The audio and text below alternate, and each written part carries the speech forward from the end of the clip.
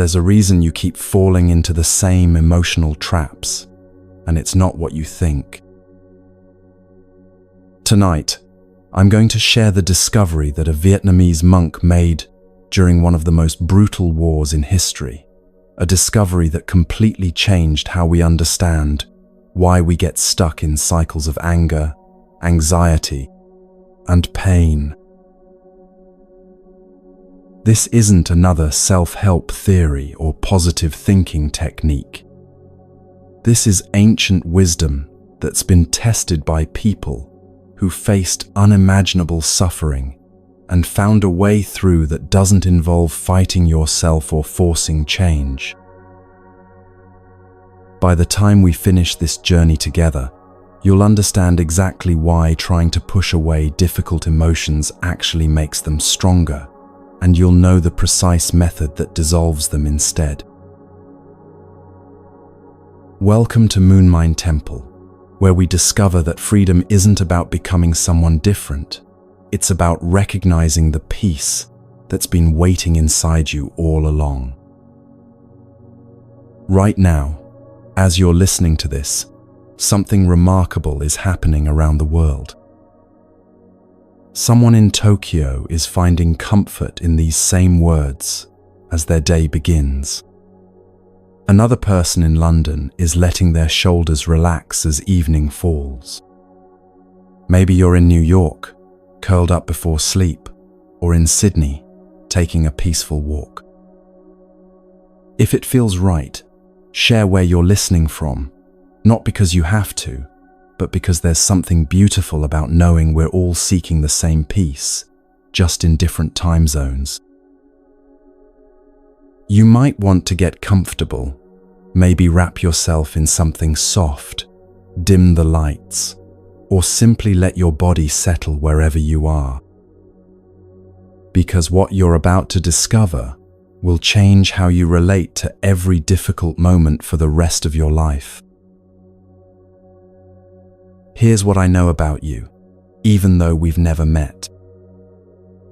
You've tried to control your reactions and sometimes succeeded, but the patterns keep coming back. You've probably told yourself to just stay positive or let it go, but found that the more you fight certain feelings, the more persistent they become.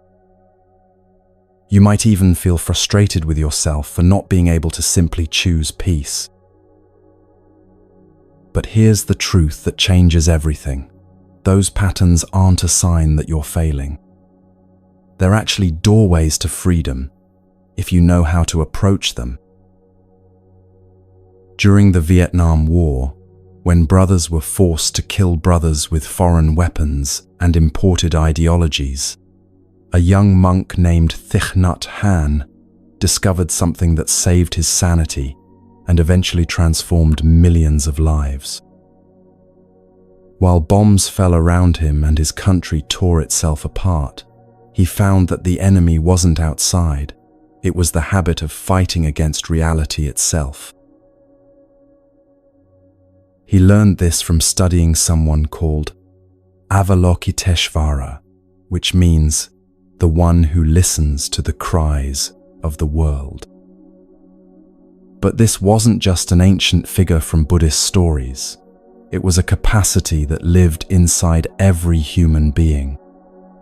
The ability to be present with suffering without adding to it, to listen without trying to fix, to offer the kind of attention that actually heals. Think about the last time someone truly listened to you. Not waiting for their turn to speak, not trying to solve your problems, but really hearing you. How did that feel in your body? What happened to your breathing, your tension, your sense of being alone with whatever you were carrying? That same quality of listening, that same presence, is what transforms the difficult emotions inside us. But here's the part that will surprise you. It's not about getting rid of anger or anxiety or sadness. It's about changing your relationship with them so completely that they lose their power to control your life. Tonight, you'll discover why the Buddha said that fighting our emotions is like trying to stop a river with our bare hands. You'll learn the practice that's like becoming the riverbank instead, solid, present, and unshaken by whatever flows through. You'll hear the story of a young boy who broke a pattern of inherited anger that had passed down through generations, and how that single breakthrough healed not just his future, but somehow reached back to heal his ancestors too. Most importantly, you'll experience what Thich Nhat Hanh called arriving at your true home, that place of peace that doesn't depend on your circumstances being perfect or your emotions being pleasant. It's the home that can't be taken away by difficult people, challenging situations, or even your own mental storms. This isn't about becoming a monk or learning complicated meditation techniques. These are simple practices that work while you're stuck in traffic, dealing with difficult family members, or lying awake at 3 a.m. They're as practical as they are profound, as gentle as they are powerful. So settle in, let your breathing slow, and prepare to discover why the path to freedom begins not with fighting your patterns, but with learning to listen to them with the same compassion you'd offer a frightened child.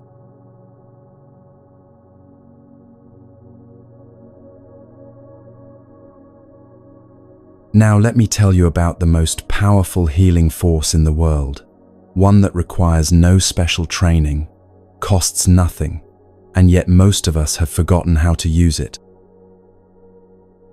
It's the art of truly listening, not just to the words someone speaks, but to the pain beneath the words, the hope hiding behind the anger, the love that's trying to express itself through frustration. There's a figure in Buddhist tradition whose very name holds the secret to transforming suffering, and when you understand what this name really means, it changes everything about how you approach the difficulties in your own life. Avalokiteshvara, the one who listens to the cries of the world. In Vietnamese, this compassionate presence is called Quan the Am, and in Chinese Guan Yin. But regardless of the language or culture, the essence remains the same, the recognition that deep, compassionate listening has the power to heal wounds that nothing else can touch. This isn't about having supernatural abilities or being able to solve everyone's problems with the right words. It's about something far more profound and accessible. The understanding that when we offer another person our complete, non-judgmental presence, we create a sacred space where transformation naturally begins to unfold. The Vietnamese Zen master Thich Nhat Hanh discovered this truth during the darkest period of his life, and his understanding grew from witnessing how this simple practice could heal even the deepest wounds of war and separation. But Avalokiteshvara isn't someone outside of us, some distant figure we pray to for help. According to Buddhist teaching, every single person carries this seed of compassionate listening within their own consciousness. It's like having a hidden room in your house that you've never discovered, filled with exactly what you need to help both yourself and others find peace. The question isn't whether you have this capacity, you do. The question is whether you'll learn to water this seed through practice, allowing it to grow strong enough to manifest when it's needed most. Think of your consciousness as a garden where many different seeds are planted in the rich soil of your awareness. There's a seed of anger there, yes, planted perhaps by years of frustration and disappointment. But there's also a seed of patience, strengthened every time you chose to stay calm when provoked. There's a seed of fear, watered by experiences of loss and uncertainty. But equally present is a seed of courage, growing stronger each time you faced something difficult and chose to move forward anyway. There's a seed of judgment, fed by our culture's constant comparison and criticism. But also quietly growing is a seed of acceptance, nourished by every moment you've chosen to love someone exactly as they are. Which seeds flourish and shape your responses to life depends entirely on which ones receive your attention and energy through daily choices. Every time someone speaks to you with irritation and you automatically respond with more irritation, you're watering the seed of anger in both of you. But every time someone shares their pain and you respond with presence and understanding, you're nourishing the seeds of compassion and wisdom. This isn't just beautiful philosophy. It's describing how your brain actually rewires itself based on the patterns you repeatedly choose. Let me share with you a story that perfectly illustrates this truth, one that took place at a peaceful monastery in the French countryside, where people from around the world came to learn the art of mindful living. Every summer, a young boy would visit this sanctuary with his younger sister, both of them eager to discover practices that could bring more peace to their daily lives. But this boy carried a heavy burden that many children know too well. He had a troubled relationship with his father. The pattern was always the same and heartbreakingly familiar. Whenever the boy would fall down and hurt himself, instead of receiving comfort or gentle care, his father would immediately shout at him. "How could you be so careless?" his father would demand. "Why weren't you paying attention?" The boy would stand there, bleeding and in pain, feeling not only the physical hurt, but also the deeper wound of not being comforted in his moment of need. Year after year, this young boy made himself a solemn promise. When he grew up and had children of his own, he would never, ever be like his father.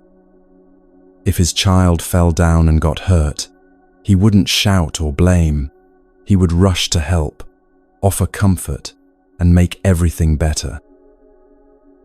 This determination lived in his heart, like a flame, fueling his commitment to break the cycle of harsh responses that had caused him so much pain. One particular summer day at the monastery, the boy was playing peacefully when his sister and another little girl decided to play on a hammock together. Children being children, they were laughing and swinging, lost in the simple joy of the moment. But then something went wrong. The other girl fell from the hammock and hit the ground hard, blood immediately beginning to flow from her injury. What happened next changed this young boy's understanding of himself forever. As he saw the injured girl lying there bleeding, instead of rushing to help with compassion and gentleness, he felt a sudden surge of anger rising in his chest. The words that wanted to burst from his mouth were shockingly familiar. "Stupid. How could you do something like that?" In that moment of crisis, all his good intentions and promises to himself evaporated, and he discovered something that shook him to his core. He was exactly like his father. But here's where the story becomes truly remarkable. Because this boy had been practicing mindfulness at Plum Village, he was able to catch himself before the harsh words actually left his mouth. He had developed enough awareness to recognize what was happening inside him. The same pattern of blame and irritation that had hurt him so deeply was now rising in him, ready to hurt someone else. Instead of speaking, he stepped back and watched as other people came to help the injured girl, his heart pounding with the recognition of what he had almost done. As he practiced slow, mindful walking to calm himself down, breathing deeply the way he had learned in the monastery, a profound understanding began to dawn. He wasn't fundamentally different from his father at all. The same energy of anger and impatience that had been transmitted to him was now living inside him, ready to be passed on to the next generation if he didn't learn to transform it. He began to see that his father hadn't been a monster or a bad person. His father had also been carrying inherited patterns of reactivity, probably passed down from his own father and his father's father before that. This insight completely changed how the boy felt about his family history. Instead of seeing himself as a victim of his father's harsh treatment, he began to understand that both he and his father were victims of what Buddhism calls habit energy, deeply ingrained patterns of reaction that get transmitted from generation to generation unless someone learns to transform them. His anger toward his father began to dissolve, replaced by a desire to break the cycle not through blame or resentment, but through understanding and practice. The boy realized that if he didn't learn to work with his own inherited patterns, he would inevitably pass them on to his future children, perpetuating the same cycle of hurt that had caused him so much pain. But he also saw something hopeful, that by learning to respond differently, by practicing mindfulness and compassion, he could heal not only his own future, but somehow reach back to heal the ancestors who had carried these same struggling patterns. When that intention to practice and transform was born in his heart, something beautiful happened. His resentment toward his father just melted away. It was replaced by a deep desire to go home and tell his father, "I have the same kind of energy in me that you do, and I want us to practice together so we can both be free."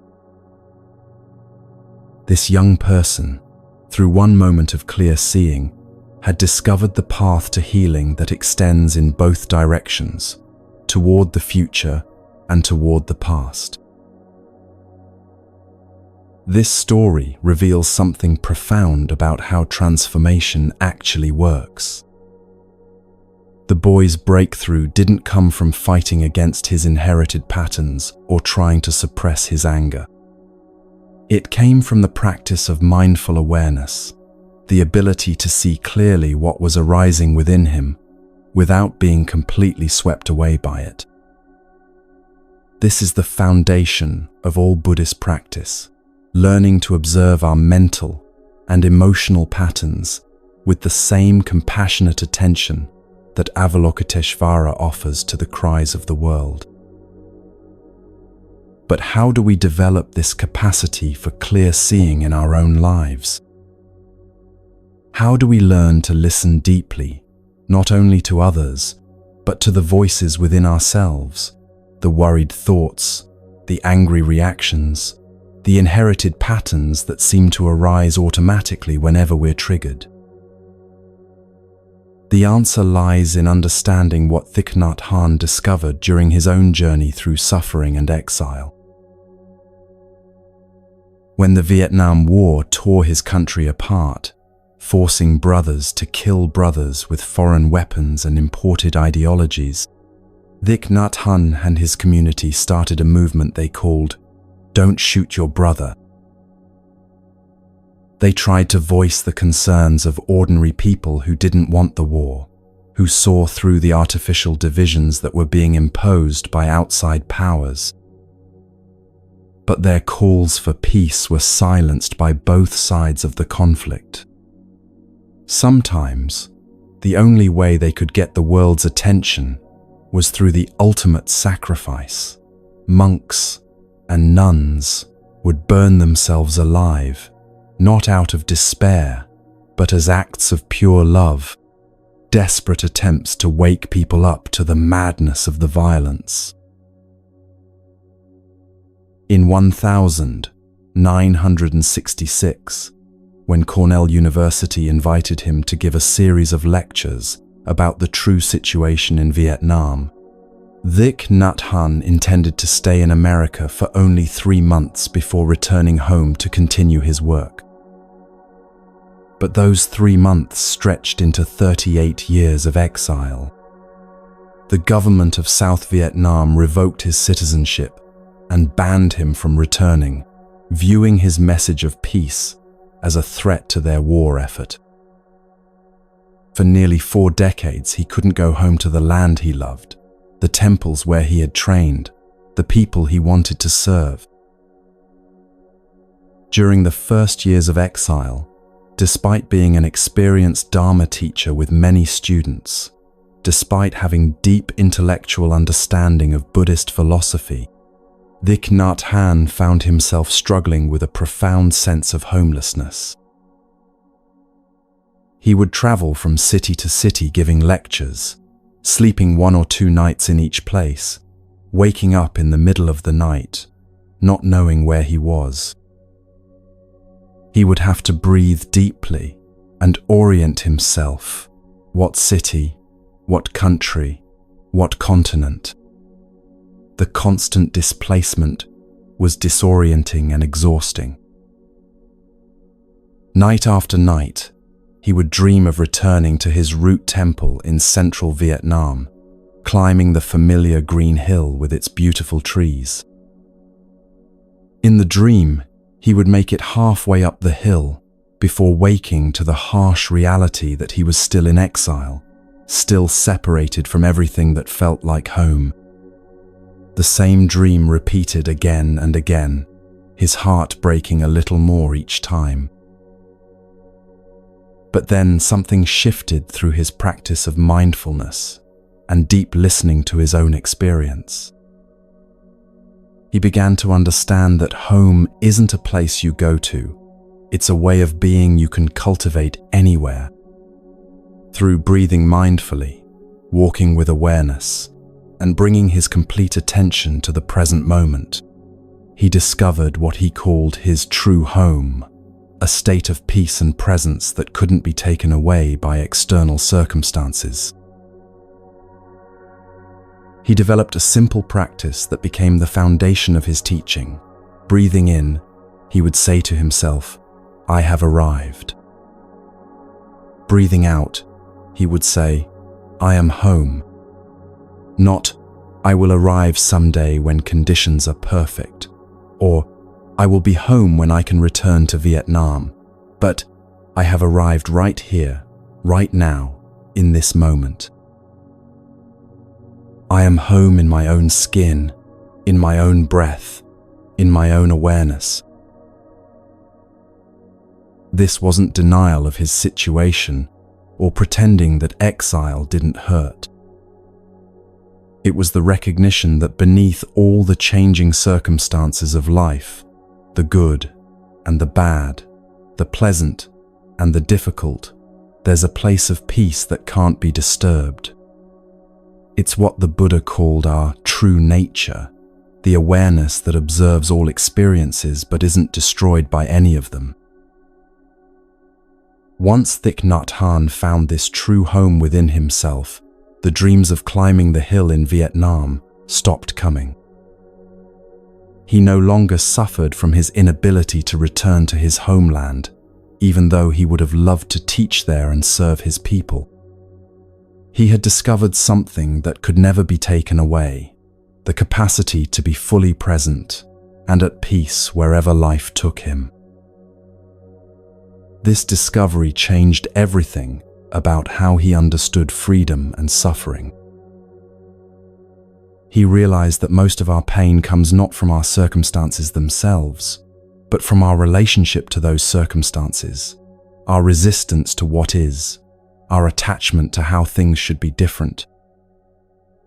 When we learn to listen deeply to our experience without immediately trying to change it, we discover that even difficult emotions and challenging situations have something to teach us.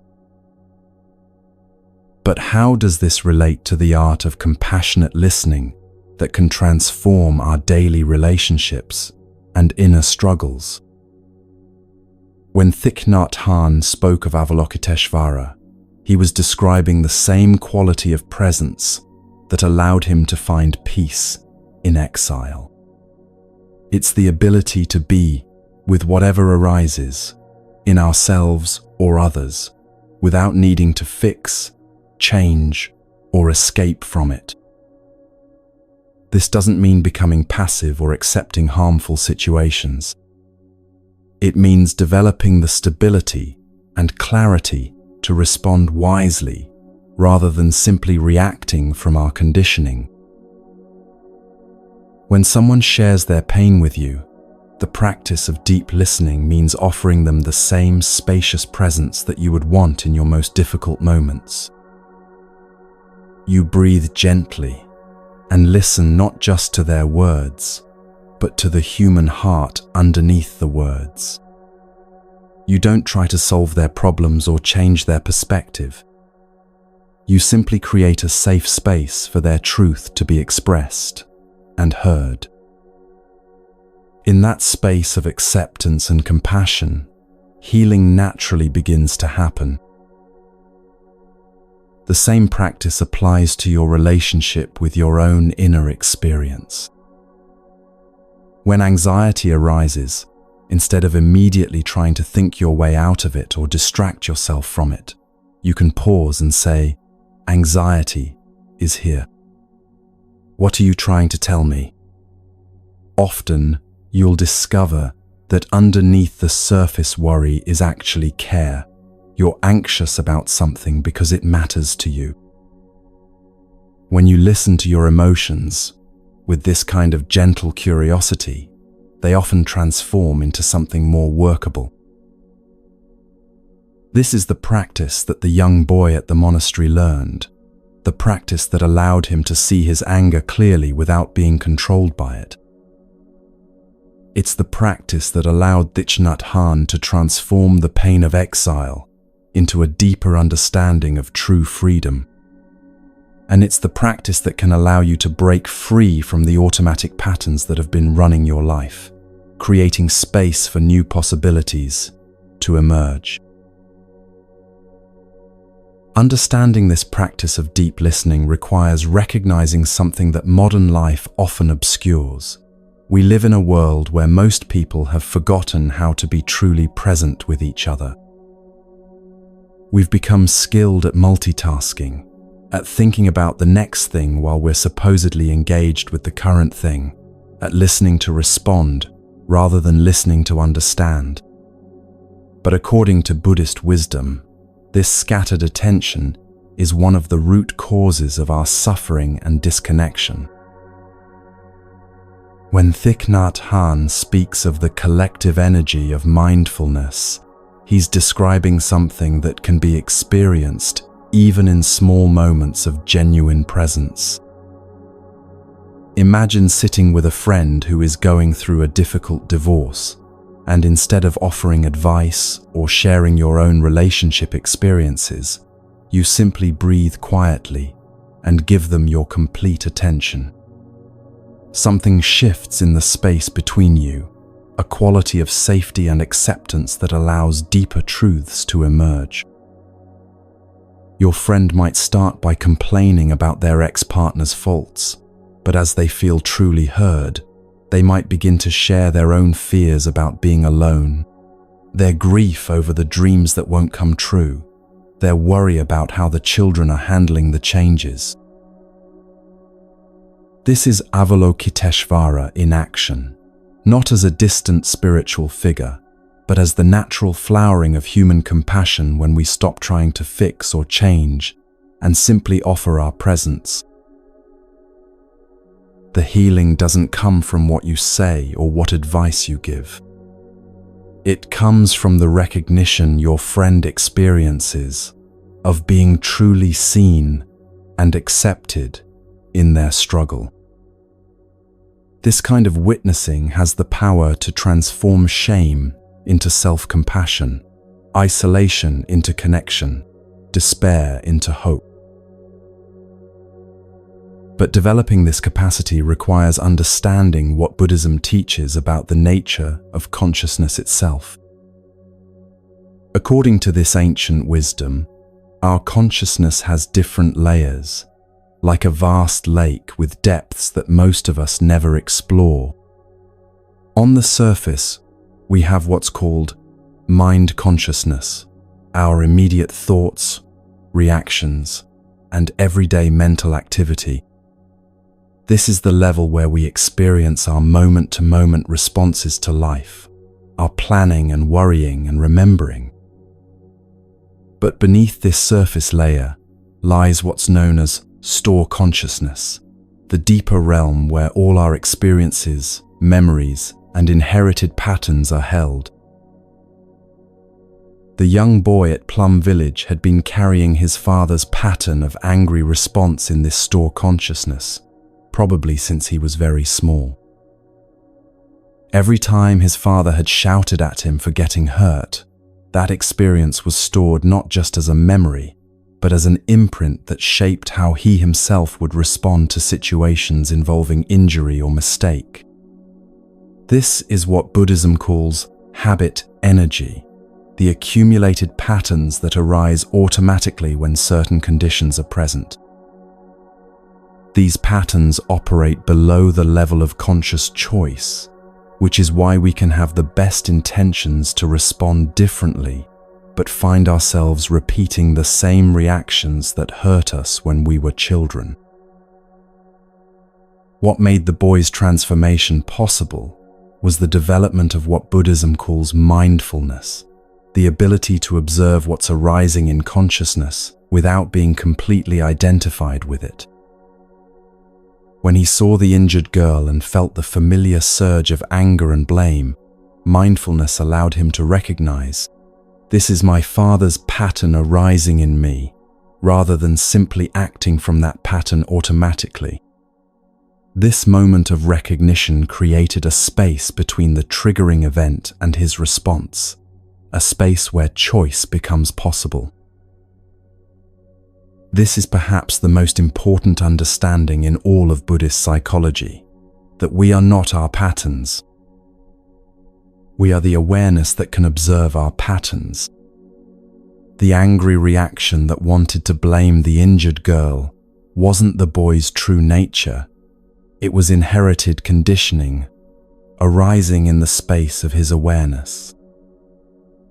When he could see it clearly, he could choose not to act from it, and in that choice, the pattern began to lose its power over him. Thich Nhat Hanh's own journey through exile illustrates this same principle on a much larger scale. When he first found himself unable to return to Vietnam, his initial response was shaped by very human patterns of attachment and longing. He had natural desires to be in familiar places, to serve his people directly, to continue the work he had started in his homeland. The dreams of climbing the green hill to his root temple were expressions of this deep attachment to place and identity. But through his practice of mindfulness, he began to see that his suffering wasn't actually caused by being separated from Vietnam. It was caused by his attachment to the idea that he needed to be in Vietnam to be truly at home. This insight didn't minimize the real pain of separation or suggest that missing his homeland was wrong. Rather, it revealed a deeper truth, that the peace and belonging he was seeking in external circumstances was actually available in every moment through the quality of his presence and awareness. The practice of saying, "I have arrived, I am home," wasn't a mental trick or positive affirmation. It was a recognition of what was already true, that his essential nature, his capacity for peace and wisdom and love, was fully present wherever he happened to be. Home wasn't a place on a map. It was the state of being completely present and awake in the current moment. This realization transformed his exile from a source of ongoing suffering into an opportunity for deeper freedom. This same understanding can transform how we relate to the difficult patterns in our own lives. When anxiety arises, instead of seeing it as an enemy to be defeated or a problem to be solved, we can recognize it as a visitor in the space of our awareness. We can say, "Hello, anxiety, I see you're here. What are you trying to protect?" Often, we'll discover that underneath the surface, worry is actually love. We're anxious about our children because we care about their well-being. Worried about our work because we want to contribute something meaningful. Concerned about our health because we value our life. When we listen to our emotions with this kind of gentle curiosity, they often reveal their deeper wisdom. Anger might be showing us where our boundaries have been crossed. Sadness might be pointing to what we've lost that was precious to us. Fear might be highlighting what we need to protect or prepare for. Instead of being problems to eliminate, our emotions become sources of information and even guidance. This is the practice that transforms not only our inner landscape, but our relationships with others. When someone speaks to us with irritation or criticism, instead of automatically defending ourselves or counterattacking, we can pause and listen for the pain or fear underneath their words. We might hear that their criticism comes from feeling unappreciated, or their anger stems from feeling powerless in some area of their life. This doesn't mean accepting inappropriate behavior, but it allows us to respond from wisdom rather than simply reacting from our own defensive patterns. The boy at Plum Village discovered that when he could see his father as someone who was also carrying inherited patterns rather than as an enemy who had hurt him, his whole relationship to their history changed. He began to understand that his father's harsh responses probably came from his father's father, and so on back, through generations of people who never learned a gentler way to handle their own pain and fear. This insight allowed compassion to arise where there had been resentment, and a desire for mutual healing where there had been a wish for revenge or escape. This is what Thich Nhat Hanh means when he talks about healing that extends both into the future and back into the past. When we transform our own patterns through mindful awareness and compassionate understanding, we're not only ensuring that these patterns won't be passed on to the next generation, we're somehow also bringing healing to all the ancestors who carried these same struggles without knowing how to transform them. The practice of deep listening, whether applied to ourselves or others, creates what Buddhism calls merit, positive energy that ripples out far beyond what we can see or measure. Every moment of genuine presence, every choice to respond with understanding rather than reactivity, every instance of seeing clearly through our conditioning, contributes to the healing of the world. This isn't mystical thinking. It's recognizing that we're all interconnected and that individual transformation inevitably affects the whole. The seed of Avalokiteshvara, the one who listens to the cries of the world, is already planted in the garden of your consciousness. Every time you choose presence over reactivity, understanding over judgment, compassion over criticism, you're watering this seed and helping it grow.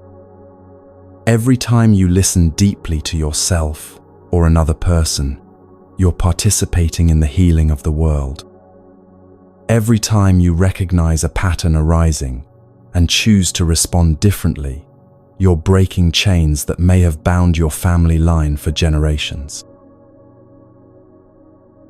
As we continue this journey together, you'll discover how to cultivate this capacity through simple daily practices that anyone can learn, how the sound of a bell can call you back to your true home, how walking can become a revolutionary act of freedom, and how even ordinary activities like drinking tea can become doorways to profound peace.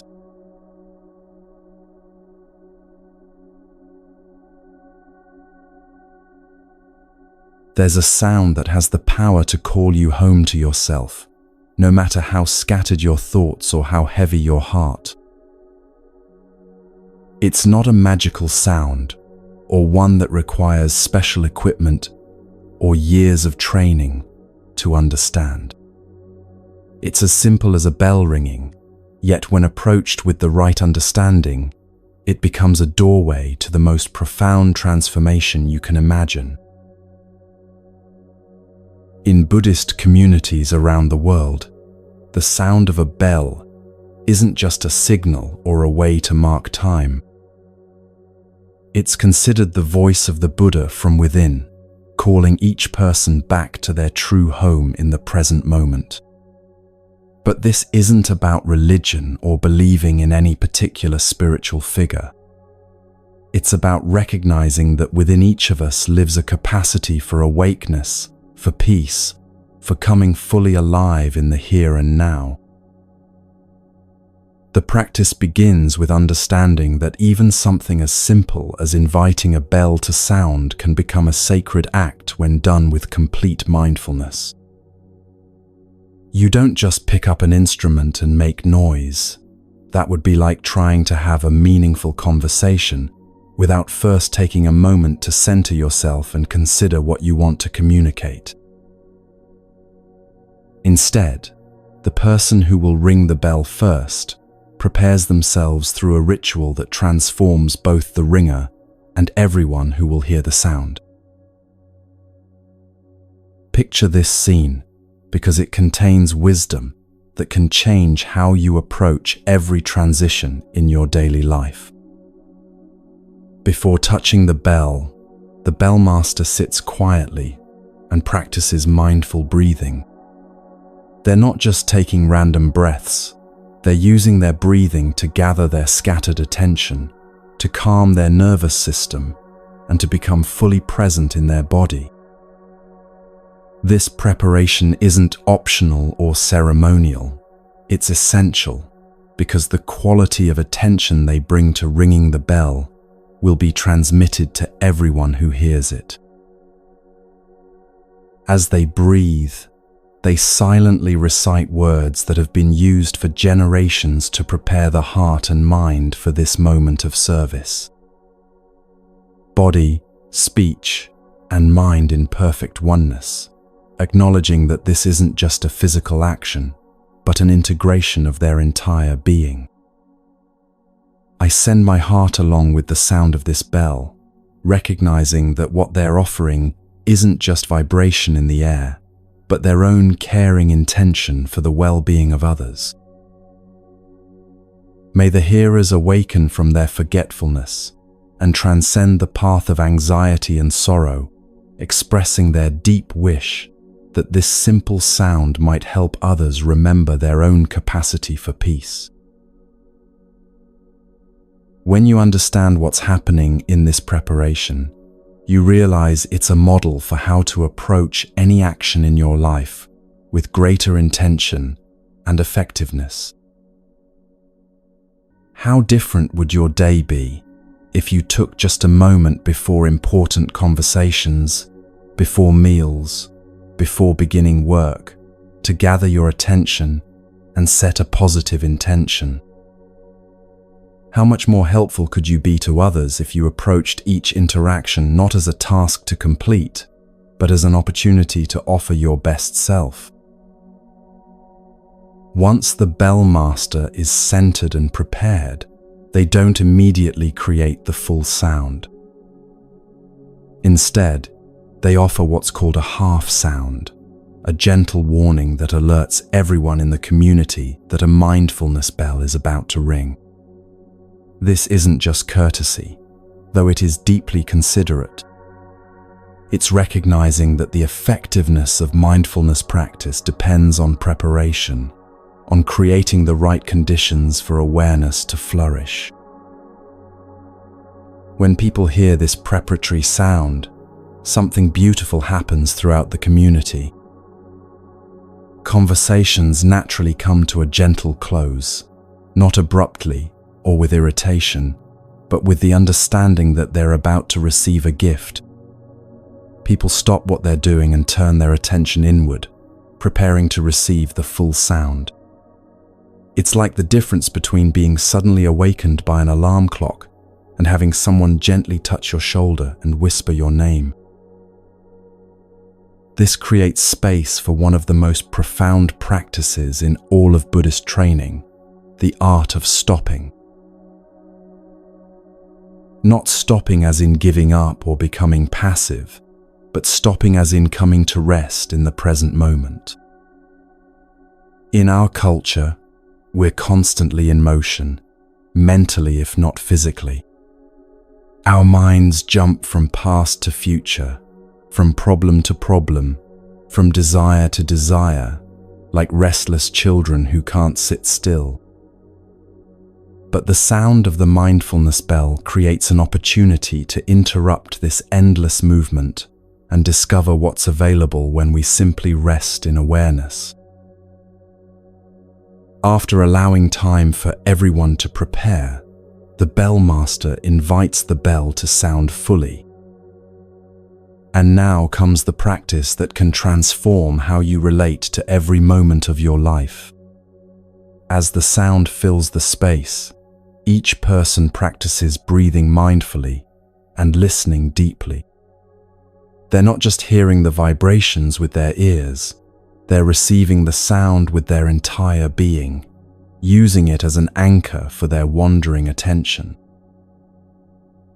The traditional practice involves breathing in while silently saying, "Listen, listen," and breathing out while saying, "This wonderful sound brings me back to my true home." But what is this true home that the bell is calling you back to?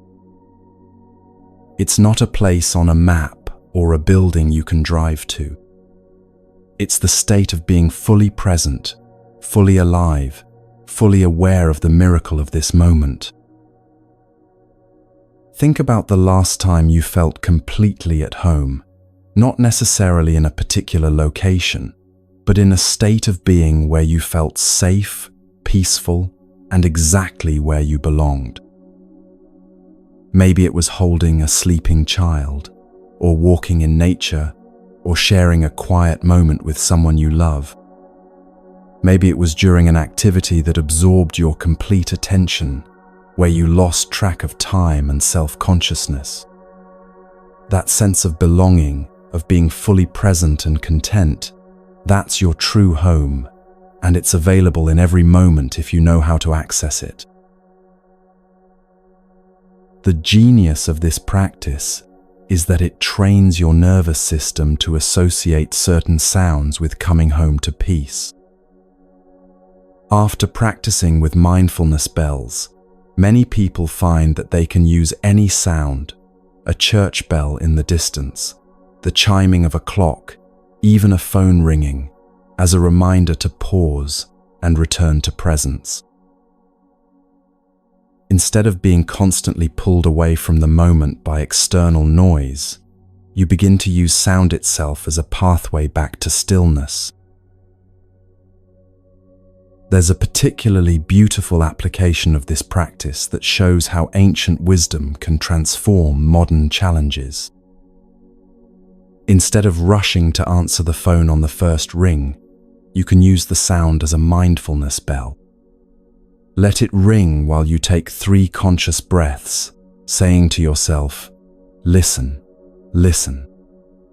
This wonderful sound brings me back to my true home. Then, from this place of centeredness, you walk mindfully to the phone and answer from a state of presence rather than reactivity. This simple shift changes everything about the quality of your phone conversations. Instead of being caught off guard or feeling scattered when the phone rings, you become like a bellmaster yourself, prepared, centered, and ready to offer your best attention to whoever is calling. The person on the other end can feel this quality of presence, even though they may not understand why the conversation feels different. Before making a phone call, you can also prepare yourself with intention, just as the bellmaster prepares before ringing the bell. Take a moment to breathe mindfully and consider what you want to communicate. You might even silently repeat words similar to those used by the bellmaster. Words can travel thousands of miles. May what I say bring about understanding and compassion. May everything I express be as beautiful as flowers and help create more love in the world. This isn't about becoming perfect or never having difficult conversations. It's about approaching communication from a place of awareness rather than autopilot, with the intention to be helpful rather than simply to discharge your own emotions or get your own needs met. When both people in a conversation are practicing this kind of mindful presence, something magical happens. They can actually hear each other, not just the words, but the humanity underneath the words. The practice extends beyond formal meditation periods or phone calls to every transition in your day. In some communities, bells are programmed to ring softly every 15 minutes throughout the day.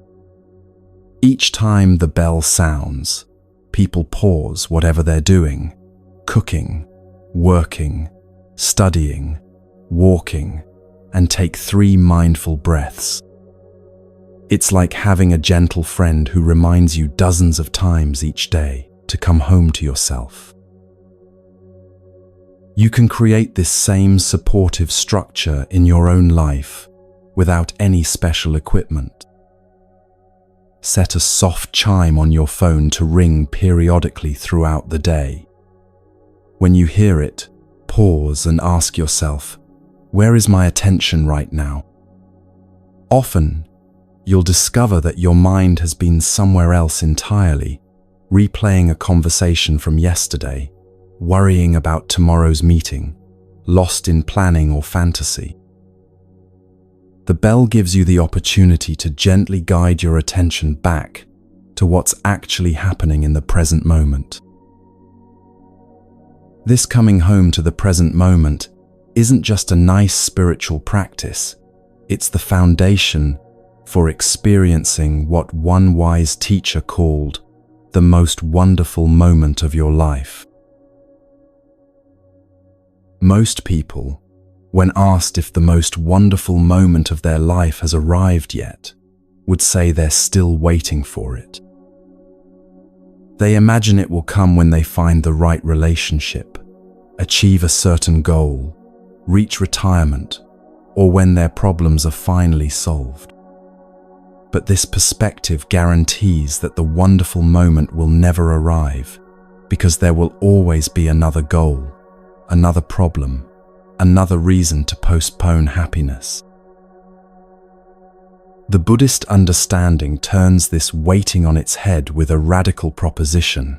You can make the present moment into the most wonderful moment of your life.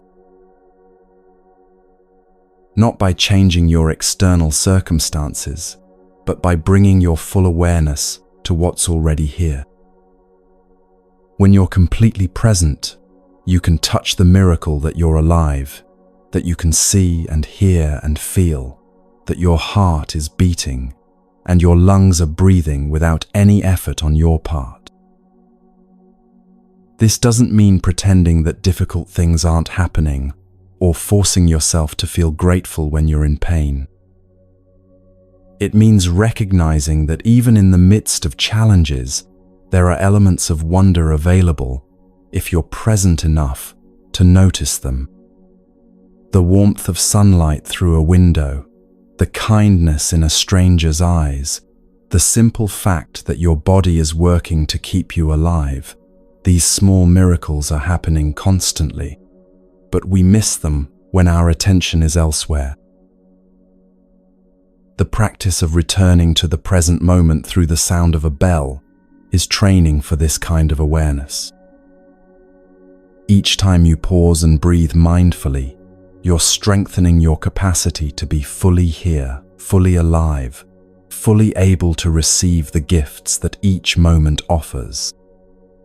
It's like exercising a muscle that most people don't even know they have, the muscle of presence. But perhaps the most revolutionary aspect of this practice is how it redefines the very concept of home. In our mobile, fast-paced world, many people struggle with feelings of rootlessness and displacement. They may have grown up in one place, gone to school in another, and now work in a third, never quite feeling fully settled anywhere.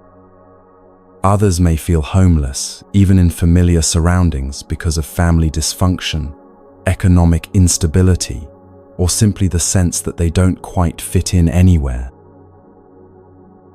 The teaching of the mindfulness bell offers a different understanding of home, one that can never be taken away by external circumstances.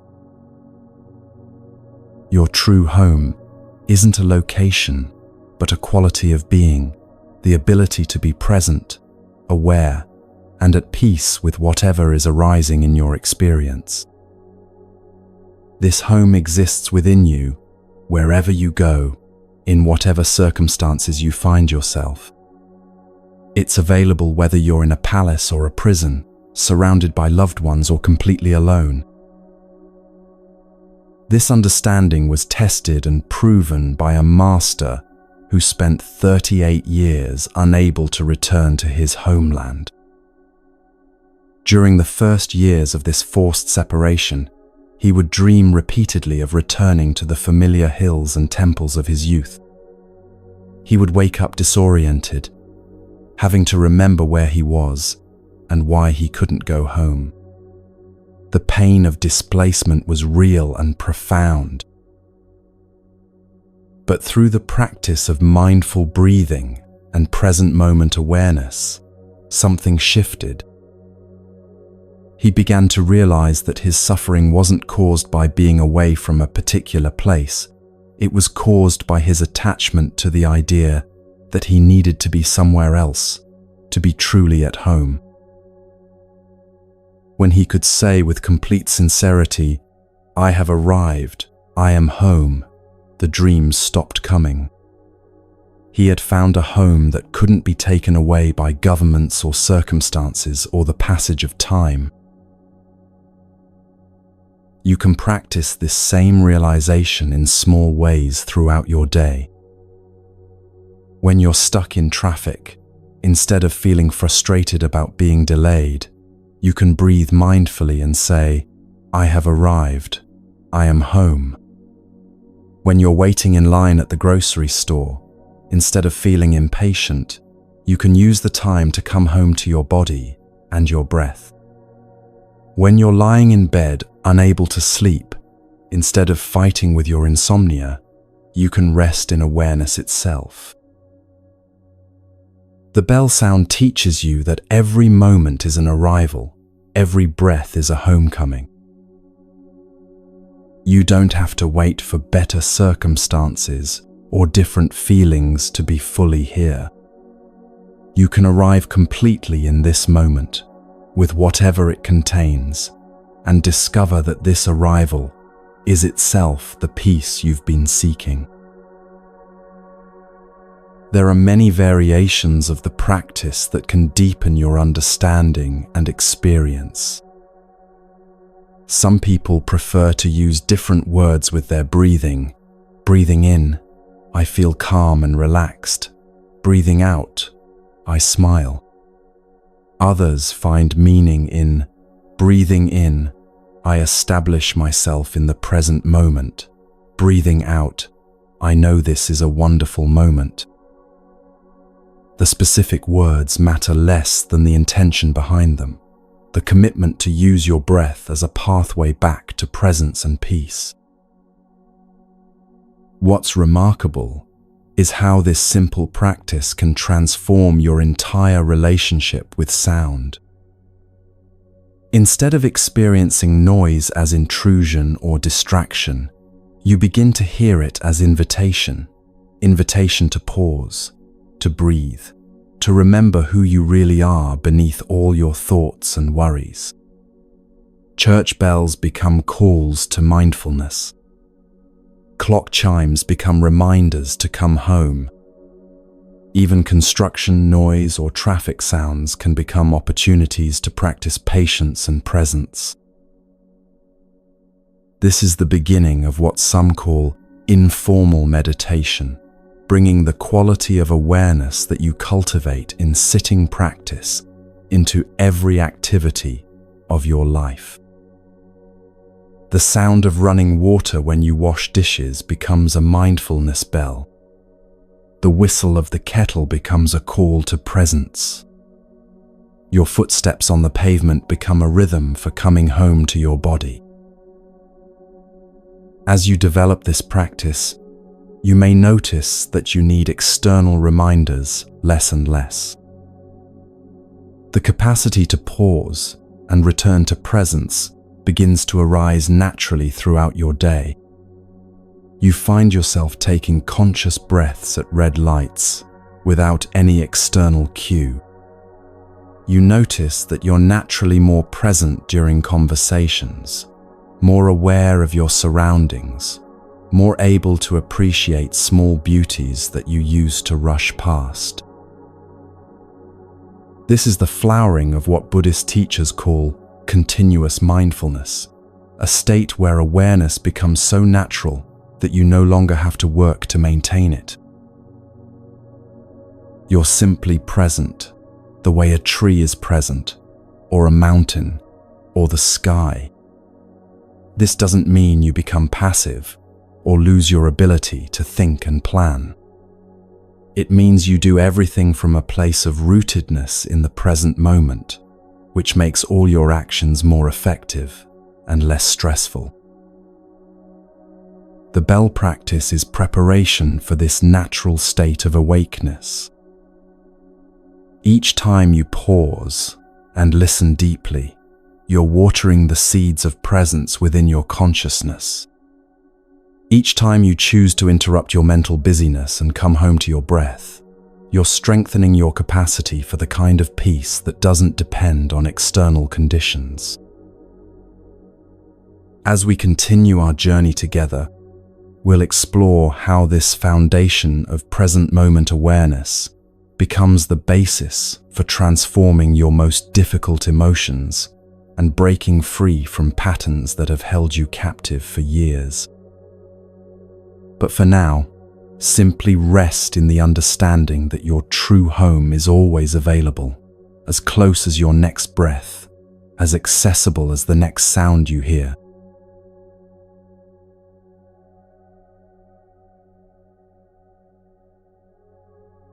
There's a profound truth that most of us spend our entire lives searching for, yet it remains hidden in plain sight.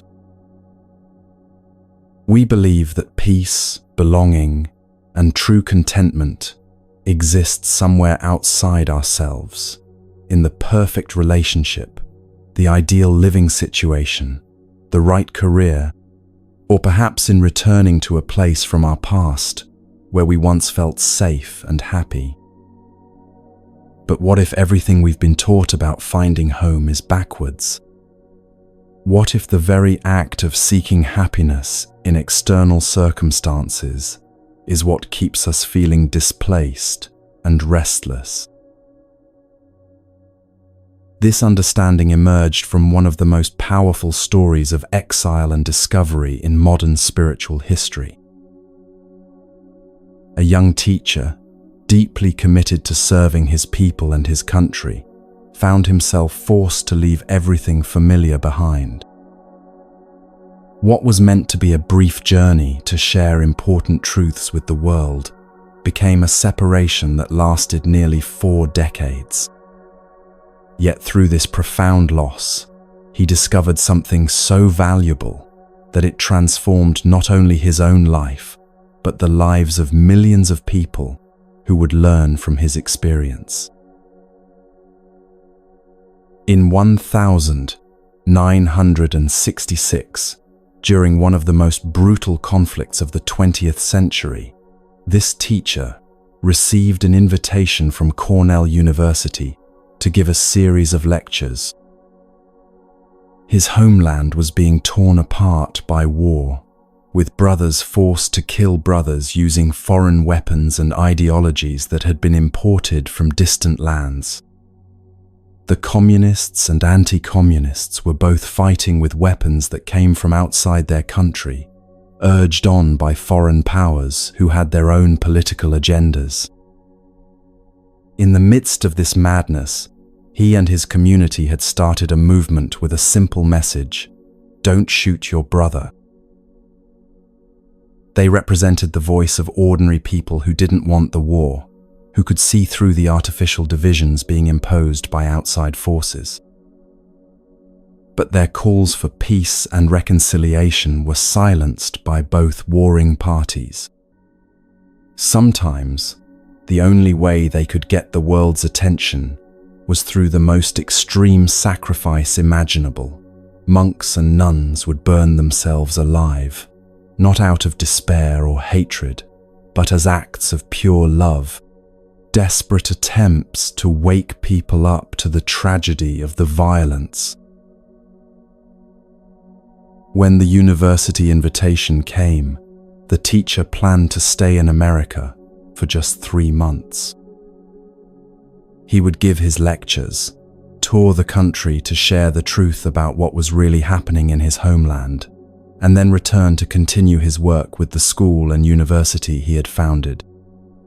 All his friends, colleagues, and students were back home, depending on him. He had no intention of staying away for long. But 3 months turned into 3 years, then 10 years, then 20, then 38 years of exile. The government declared that his message of peace was harmful to the war effort and revoked his citizenship. He was told that if he returned, he would face imprisonment, or worse. The man who had only wanted to help his people find peace suddenly found himself cut off from everything he had ever known as home. During those early years of separation, despite being an accomplished teacher with deep understanding of spiritual principles, he discovered that intellectual knowledge wasn't enough to protect him from the profound disorientation of displacement. He would travel from city to city giving lectures, sleeping 1 or 2 nights in each place before moving on. Night after night, he would wake up in the darkness not knowing where he was. He would have to breathe deeply and slowly piece together his location, what city, what country, what continent. The constant movement and unfamiliarity were exhausting and deeply unsettling. But the most painful part wasn't the physical discomfort of constant travel.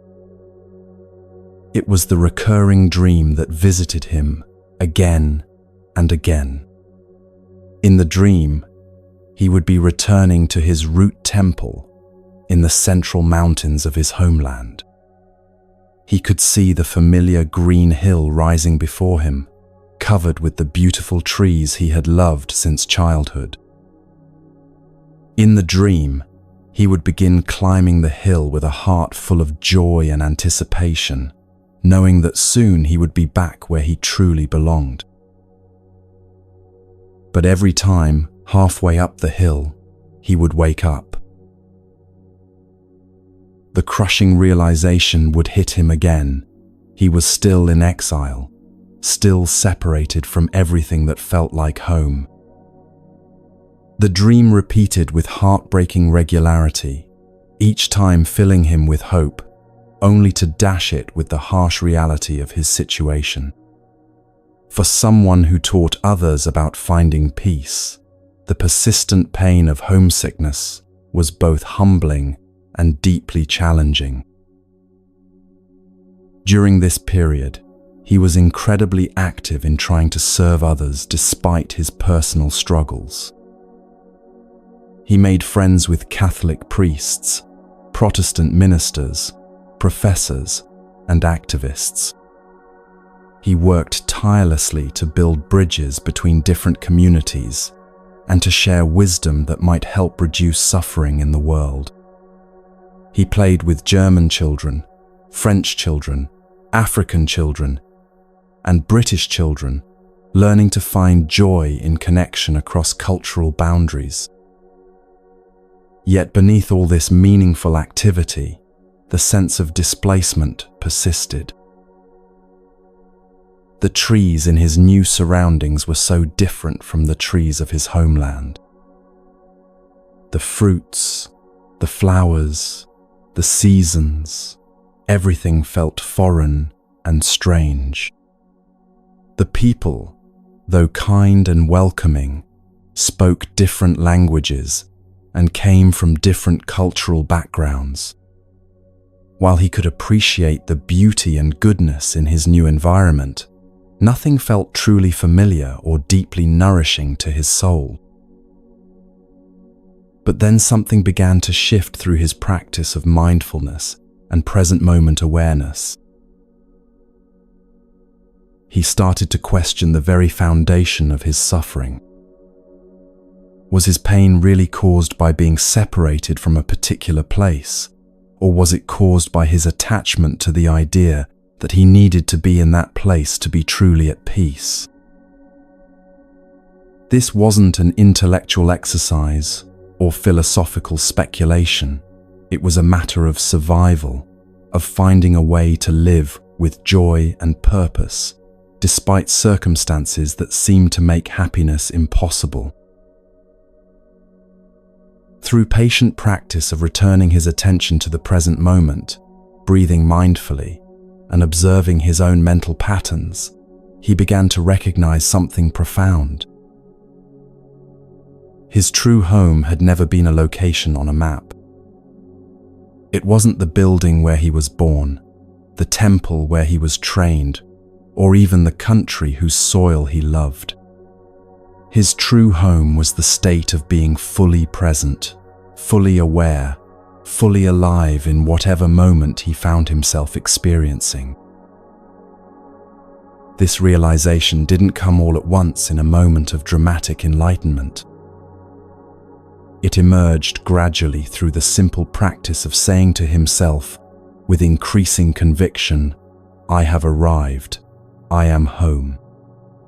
At first, these words felt hollow, like trying to convince himself of something that wasn't true. How could he have arrived when he was so far from where he wanted to be?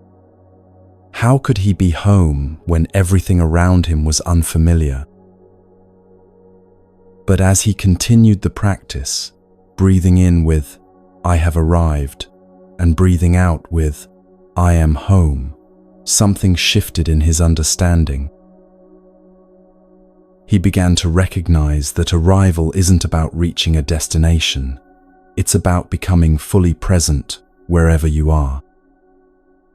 Home isn't a place you travel to. It's a quality of awareness you can cultivate in any circumstances. The peace he had been seeking in external conditions was actually available in every moment through the simple act of paying complete attention to what was happening right here, right now.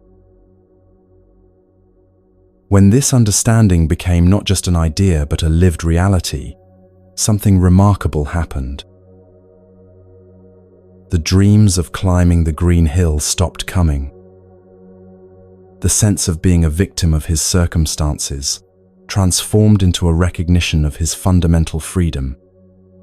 He could still feel love for his homeland and sadness about the separation, but these feelings no longer dominated his experience or prevented him from finding joy and meaning in his daily life.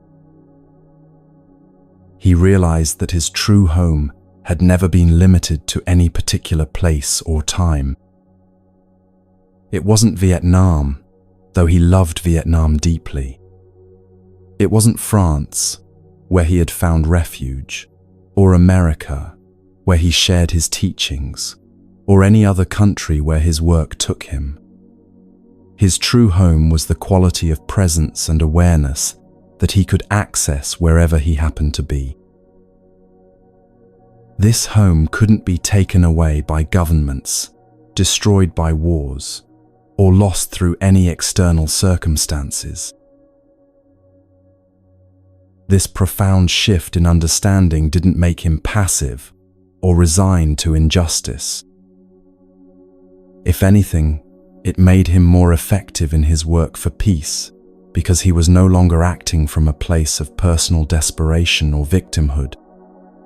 He could see that even those who had exiled him were not his enemies, but people caught in their own fear and conditioning. They were afraid that his message of reconciliation and brotherhood might threaten their hold on power. But he understood that they too were victims of the same forces of division and hatred that had torn his country apart. From this place of inner freedom, he could offer genuine compassion even to those who had caused him great suffering. He had no enemies because he understood that everyone, including those who opposed him, was struggling with the same fundamental human challenges: the search for security, the fear of loss, the desire to be loved and understood. His practice became not just about finding personal peace, but about helping others discover the same freedom from the prison of seeking happiness in external circumstances. This understanding has profound implications for how we approach our own struggles with belonging and contentment. How many of us spend our lives feeling like we're in the wrong place, with the wrong people, in the wrong circumstances? How much energy do we waste thinking that happiness will come when we finally get to the right location, achieve the right relationship status, or accumulate the right amount of wealth and security? The teaching of true home offers a radically different approach. Instead of constantly seeking better external conditions, we can learn to arrive fully in whatever conditions we find ourselves experiencing. This doesn't mean becoming passive or accepting harmful situations that we have the power to change. It means developing the inner stability and clarity that allows us to respond to life's challenges from wisdom rather than desperation. You can practice this understanding right now, wherever you happen to be. Take a moment to breathe in deeply and say to yourself, "I have arrived." Notice that you don't need to be anywhere else to be fully present. Breathe out and say, "I am home." Notice that you don't need different circumstances to access the peace and awareness that are your birthright. This practice is particularly powerful when you're in situations that trigger your sense of displacement or dissatisfaction. Stuck in traffic, you can breathe mindfully and recognize that you have arrived in this moment of waiting. Standing in a long line, you can come home to your body and breath rather than mentally rushing toward the future. Lying awake at night worried about tomorrow, you can find refuge in the present moment rather than being tormented by imaginary scenarios. The practice deepens when you begin to understand how presence in the current moment actually heals both the past and the future. When you truly arrive in the here and now, you're not abandoning your history or giving up on your dreams. You're accessing the only place where real healing and positive change can ever occur. The past exists now only in your memory, and your relationship to those memories can be transformed through present moment awareness. The future exists now only in your imagination, and the quality of that future is being created by the choices you make in this moment. This understanding was tested and proven through decades of exile that might have broken someone with less inner resources. Instead of becoming bitter or defeated, the experience became a teaching that transformed millions of lives. People from every continent and culture began to learn that they too could find their true home regardless of their external circumstances. Whether they were refugees fleeing war, immigrants struggling to adapt to new countries, or simply individuals feeling displaced in their own familiar surroundings, they discovered that arrival and belonging were always available through the practice of presence. The most remarkable aspect of this teaching is how it transforms your relationship not just to place, but to time itself. Most of us live with a persistent sense that the good life is somewhere in the future, when we graduate, when we get married, when we retire, when our problems are finally solved. Or we believe that our happiest times are in the past, childhood, a former relationship, a time when we felt more hopeful or energetic. This constant mental time travel keeps us from ever fully inhabiting our lives. But when you learn to say, "I have arrived, I am home," with genuine understanding, you're acknowledging that your life is happening right now. Not in some imaginary future when conditions are perfect, not in some remembered past when things seemed easier, but in this moment with all its imperfections and possibilities. This doesn't mean giving up on positive change or pretending that all circumstances are equally pleasant. It means recognizing that your capacity for peace, joy, and love doesn't depend on having perfect circumstances. The teacher who discovered this truth during his long exile often said that if he could return to his homeland, it would be a joy. He would love to offer teachings to the monks, nuns, and lay people there, to speak with artists and writers and young people about building a more peaceful society. But if he couldn't return, he didn't need to suffer. He could meet with people from other countries, China, Korea, Japan, Spain, England, Canada, and share the same wisdom that transcends all cultural and political boundaries.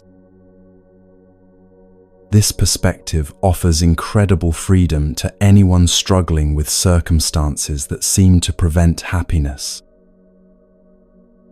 You might be living far from family you love, working in a job that doesn't fully utilize your talents, or dealing with health challenges that limit your physical activities.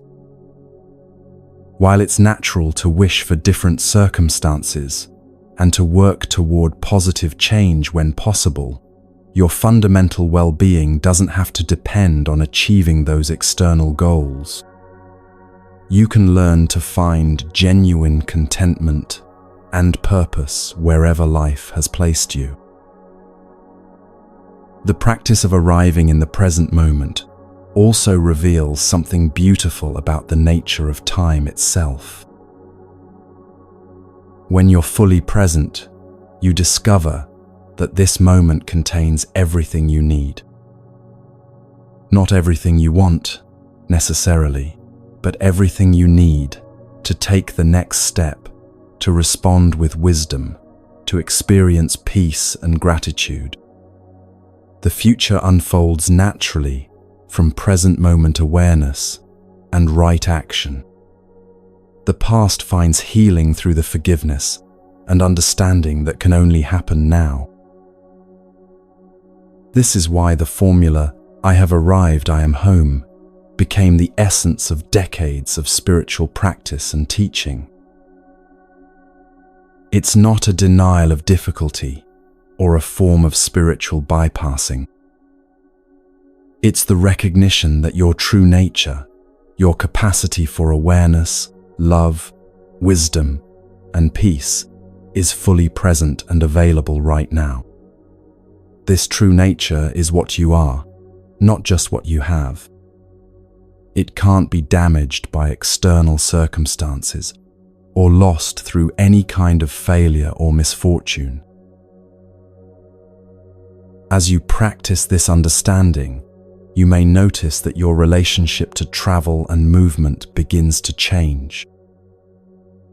Instead of always seeking escape from your current situation, you learn to bring a quality of presence and appreciation to wherever you are.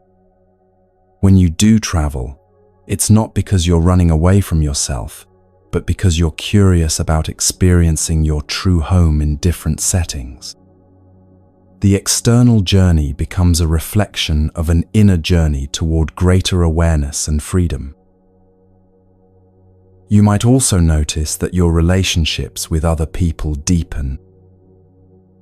When you're not constantly seeking fulfillment through external circumstances, you can be more genuinely present with others. You listen more deeply because you're not mentally elsewhere, planning your escape or waiting for something better. You love more freely because your happiness doesn't depend on others behaving in particular ways. This quality of presence is one of the greatest gifts you can offer to anyone, and it emerges naturally from the practice of coming home to yourself. The true home within is not a destination you reach after years of practice. It's your natural state that becomes accessible the moment you stop seeking fulfillment elsewhere. Every breath is an opportunity to arrive.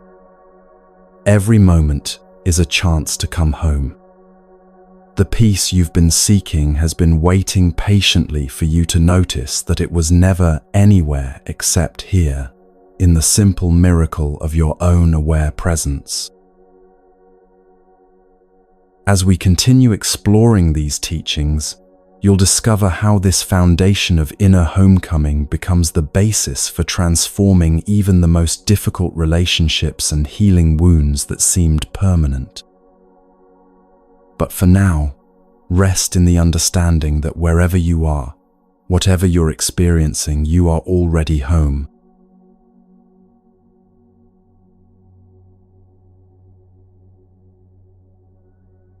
Sometimes the greatest acts of courage happen not on battlefields with weapons, but in quiet moments when someone chooses love over hatred, understanding over revenge, compassion over the burning desire for justice.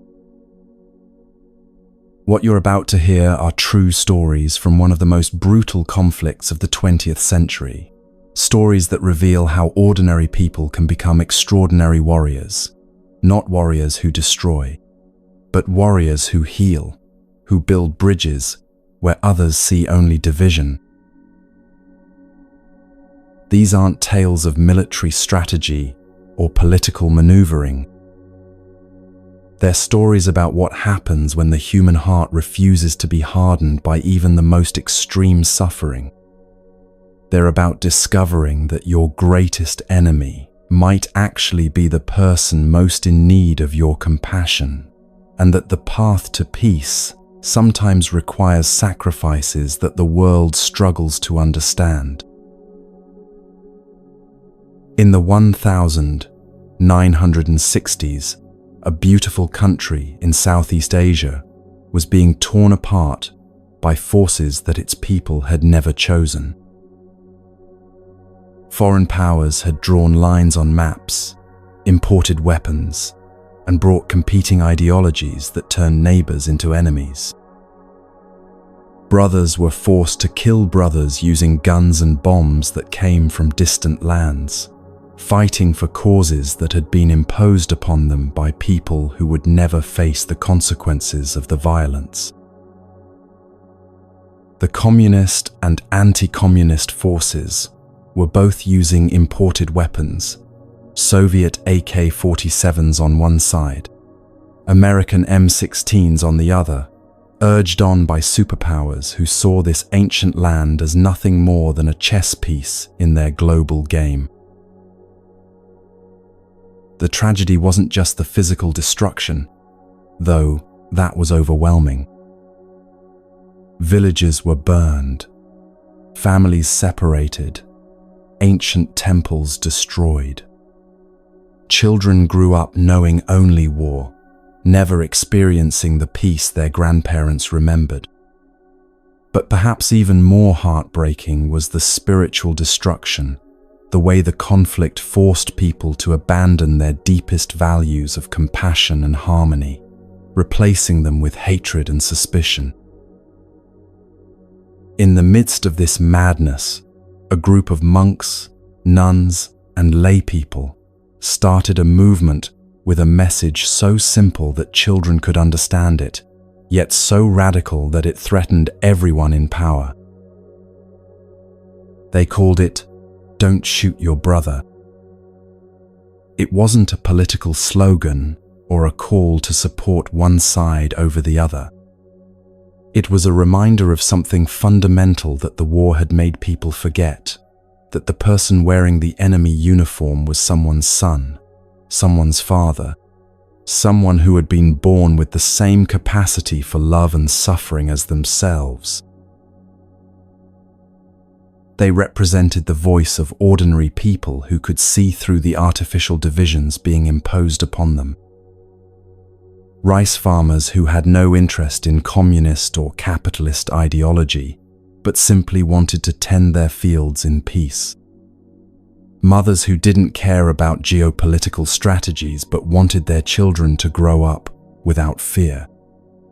Elderly people who remembered a time when neighbors helped each other during harvest season regardless of their political beliefs.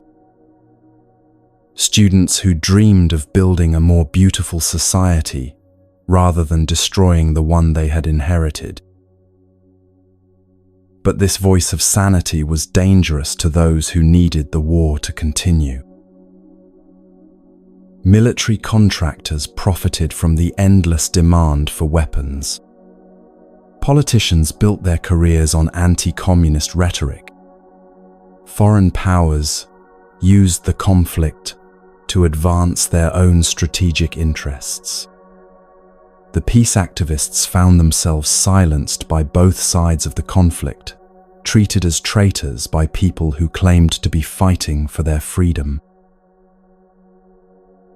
Their books and articles were banned by both the communists and the anti-communists. Their calls for reconciliation were seen as threats to the war effort. They discovered that in a world gone mad with violence, the most dangerous thing you can be is someone who refuses to choose between artificial sides.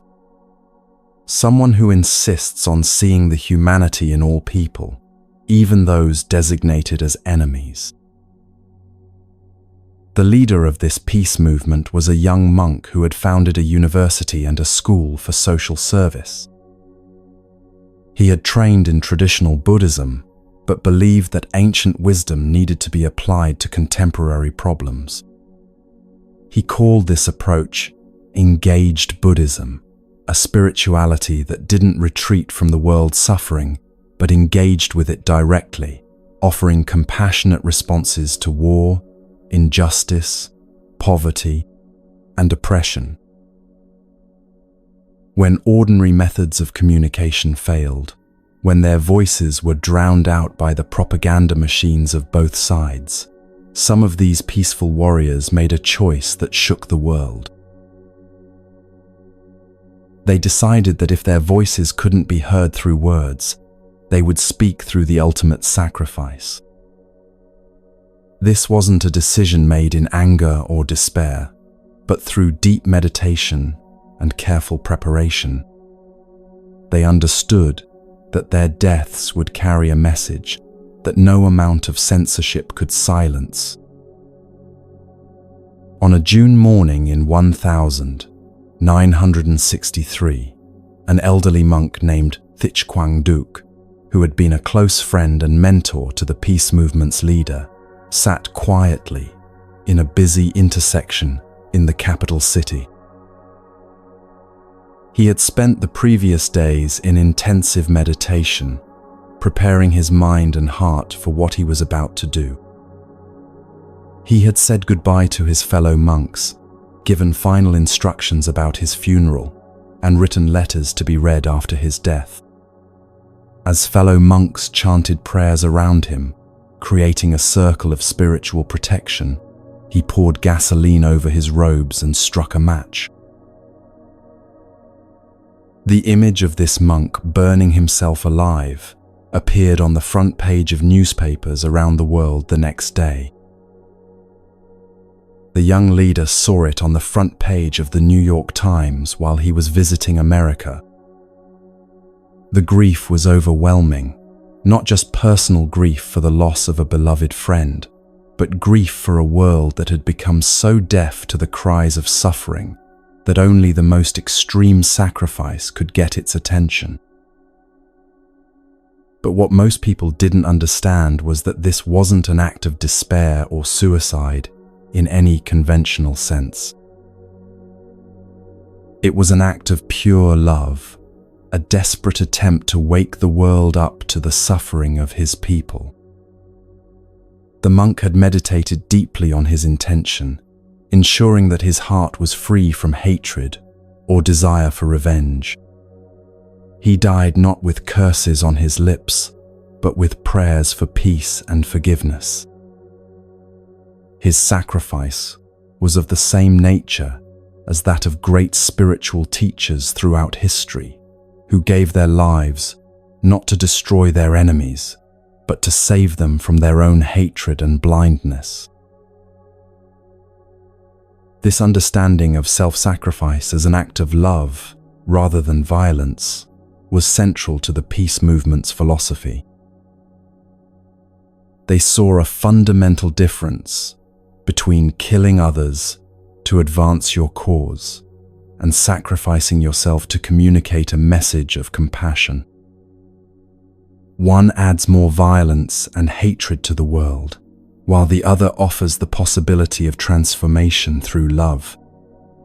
They understood that the monk's death was like Christ's crucifixion, a willingness to suffer in order to awaken others to the possibility of love.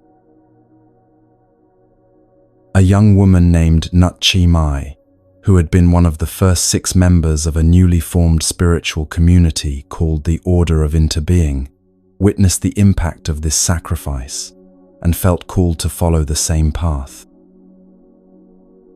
She was a brilliant student, a gifted writer, and a devoted practitioner who had dedicated her life to serving others.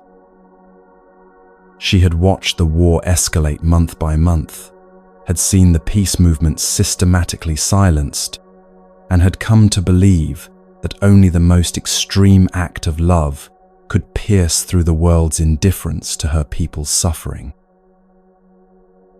She was particularly close to Sister Chan Kong, who would later become one of the most important teachers in the global mindfulness movement.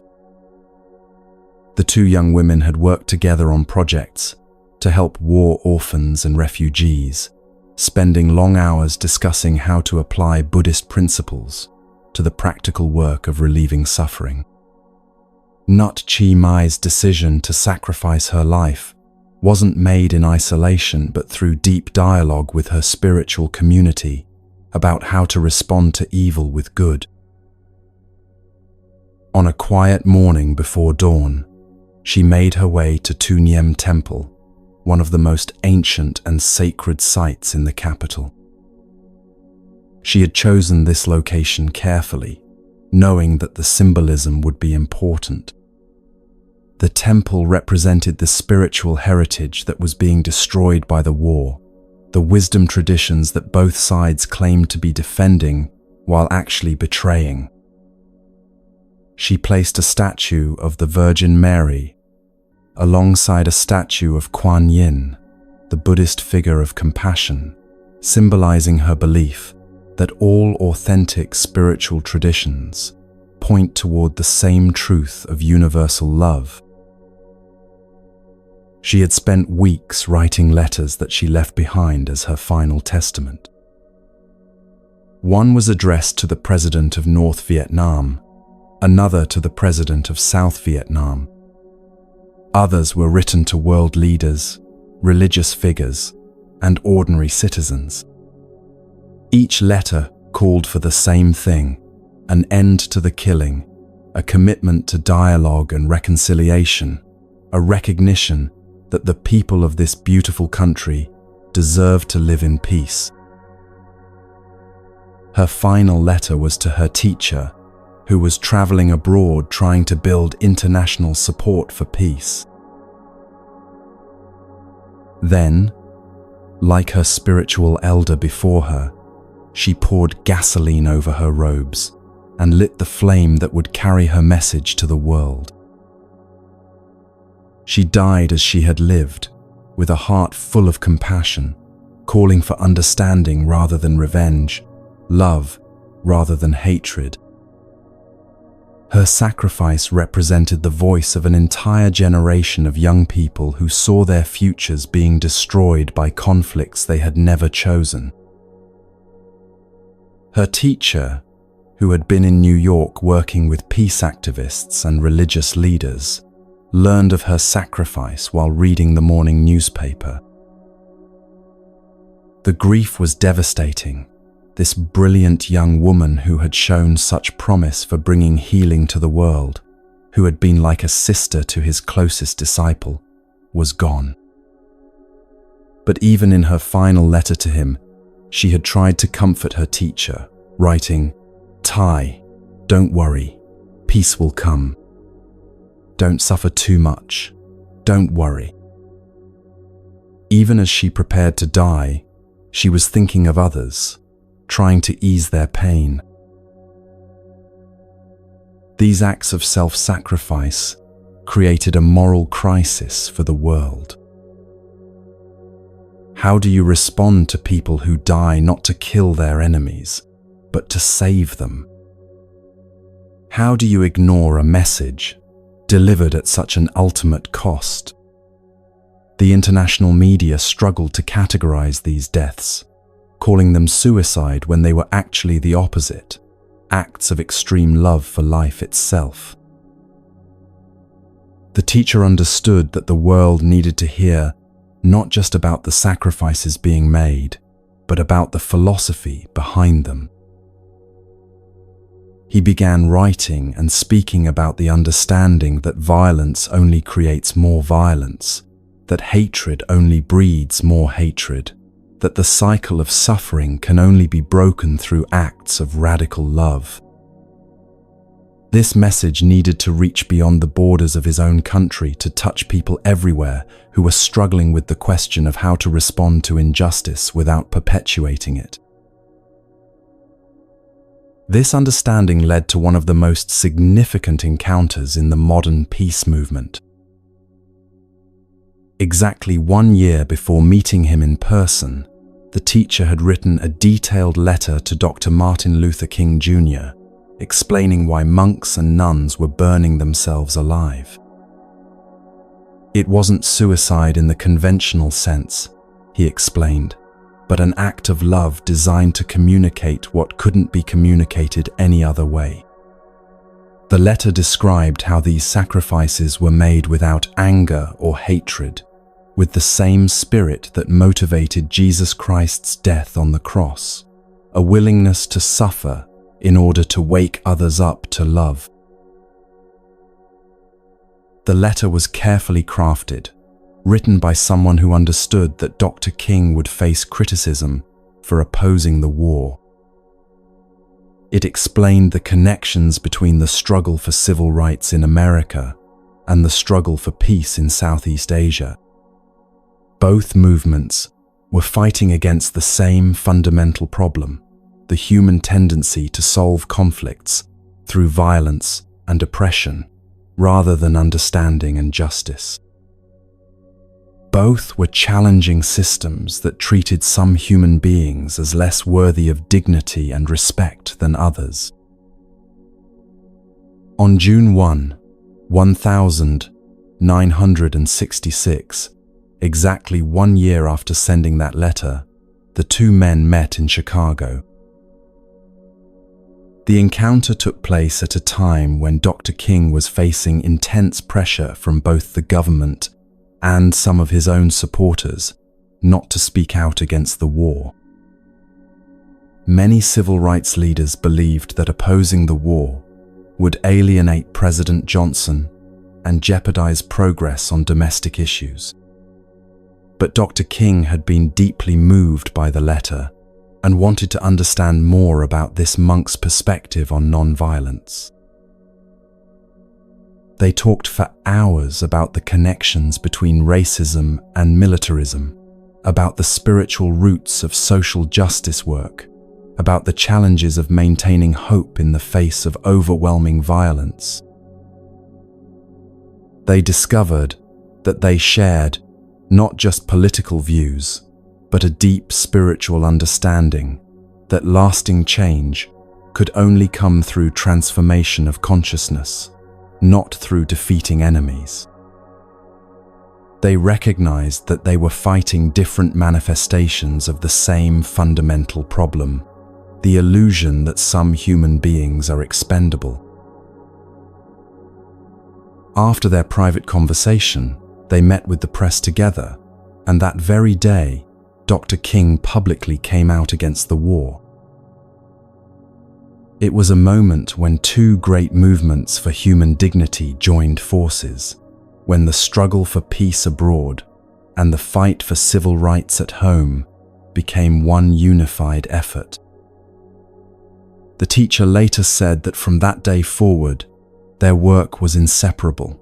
You cannot fight against racism while supporting war, because both arise from the same root of seeing others as enemies rather than brothers and sisters. 2 years later, they met again at a conference in Geneva, organized by the World Council of Churches. The gathering brought together religious leaders, peace activists, and social justice advocates from around the world. Among the participants was Linus Pauling, the Nobel Prize-winning scientist who had become a prominent voice for nuclear disarmament. The teacher was staying on the 4th floor of the hotel, while Dr. King was on the 11th floor. Despite his incredibly busy schedule and the constant demands on his time, Dr. King personally invited his friend up for breakfast. When the teacher arrived late because he had been delayed by reporters wanting interviews, he found that Dr. King had kept the breakfast warm for him. This simple act of kindness spoke volumes about the character of this great leader.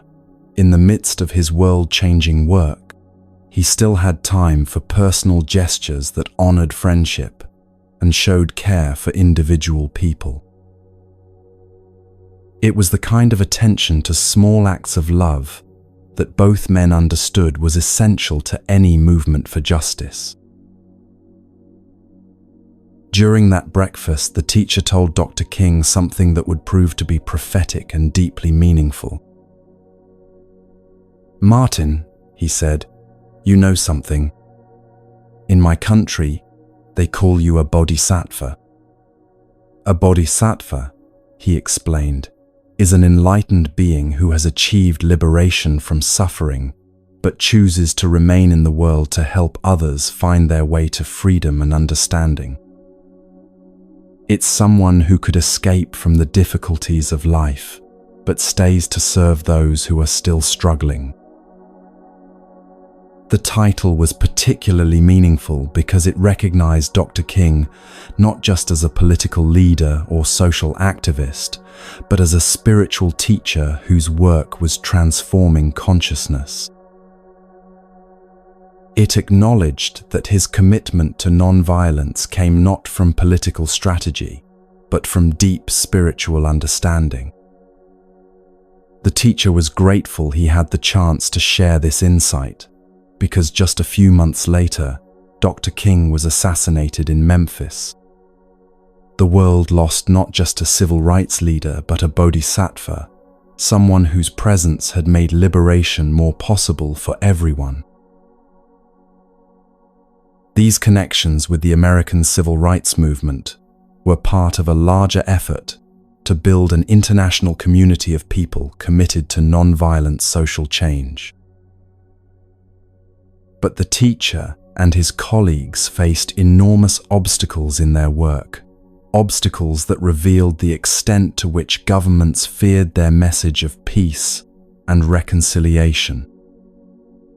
They had established an office in Paris to represent the voices of ordinary people who had no political power, whose perspectives were never heard in the international media. The office was located in a poor quarter of the city, number 11 of a street mainly inhabited by people of Arab origin, symbolizing their solidarity with all marginalized communities. Every time the teacher applied for a visa to travel to America or England to share these perspectives, his application was automatically denied. The process became so predictable that he knew, before applying, that he would be rejected. A reporter from the Baltimore Sun eventually told him that there was an official dispatch from the capital city asking the governments of the United States, France, England, and Japan not to honor his passport because he had been saying things that were not helpful to the war efforts against communism. The irony was devastating. A monk whose only crime was calling for peace was treated as a security threat by the very governments that claimed to be fighting for freedom and democracy. His message of reconciliation and brotherhood was seen as more dangerous than the actual weapons that were destroying his homeland. The peace activists were monitored, their communications intercepted, their movements restricted, while arms dealers and war profiteers operated freely. The only way he could get permission to travel was through the intervention of powerful politicians who would write personal letters of invitation. Senators like George McGovern and Robert Kennedy would have to write saying, "Dear friend, I need to learn more about the situation in your country. Please come and inform me about what's really happening. If you have difficulties with your visa, please call me at this number." Only with such letters from high-ranking officials could he obtain the documents necessary to share his message of peace with American audiences. Even with these high-level interventions, travel remained dangerous and humiliating. On one particularly memorable occasion, flying from Tokyo to Paris via Seattle and New York, he was detained at the Seattle airport without explanation. Immigration officials took his passport and locked him in a room where he couldn't contact anyone or communicate with the outside world. The walls were covered with wanted posters featuring the faces of criminals and terrorists, as if he were a dangerous fugitive rather than a monk whose only weapon was compassion. He spent hours in that room, surrounded by images of violence and criminality, meditating on the fear and confusion that could make officials treat a peace advocate as a threat to national security. He was held there until just before his connecting flight was due to leave, then released without explanation or apology. The message was clear. He was being watched, his movements monitored, his influence contained. Speaking for peace was dangerous work in a world committed to war. These experiences of being treated as a threat to national security for advocating peace taught him something profound about the nature of fear and enemies. He began to see that the people who were oppressing him and silencing his message were not evil monsters, but human beings caught in their own fear and confusion. They were afraid that his message of reconciliation and brotherhood might threaten their power, their sense of security, their entire worldview. They were victims of the same forces of hatred and division that were tearing his homeland apart. This understanding led to one of the most radical insights in all of spiritual teaching, the recognition that our enemies are not our enemies, but people who need our help. The officials who had exiled him, who had banned his books, who had tried to silence his voice, they were not people to be hated or defeated, but people to be healed. They were suffering from the same spiritual disease that makes war seem necessary, the inability to see other human beings as worthy of love and respect. They were prisoners of their own fear, and like all prisoners, they deserved compassion rather than condemnation. This perspective didn't make him passive or resigned to injustice. If anything, it made him more effective in his work for peace because he was no longer motivated by anger or the desire for revenge. He could respond to oppression with clarity and wisdom rather than reactive emotion. He understood that lasting change could only come through transformation of consciousness, not through defeating enemies or winning political battles. He often reflected on how difficult it had been for peace activists to voice their concerns during the war. Most of the people in his country didn't want the war, but they had no access to mass media, no way to make their voices heard above the propaganda of both sides. The peace movement represented the silent majority, but they were the least powerful voices in the conversation about their own country's future. Military leaders, politicians, and foreign advisors dominated the narrative, while ordinary people who bore the cost of the violence had no platform to speak. The teacher's poetry from this period, which he preferred to call peace poetry rather than anti-war poetry, was condemned by the North and confiscated by the South. Both sides saw his message of reconciliation as a threat to their cause. He was calling people to remember their common humanity at a time when political forces needed them to see each other as enemies. His crime was refusing to choose between the artificial divisions that had been imposed upon his people. He insisted on seeing Vietnamese people as one family, regardless of which political system they lived under. This experience of being caught in the middle, rejected by both sides of a conflict, taught him something that became central to all his teaching. He learned that the path of peace often means accepting misunderstanding and rejection from people who think you should choose their side. It means being willing to be seen as naive or idealistic by those who have given up on the possibility of solving problems without violence. It means standing for principles that transcend the immediate political pressures of any particular moment.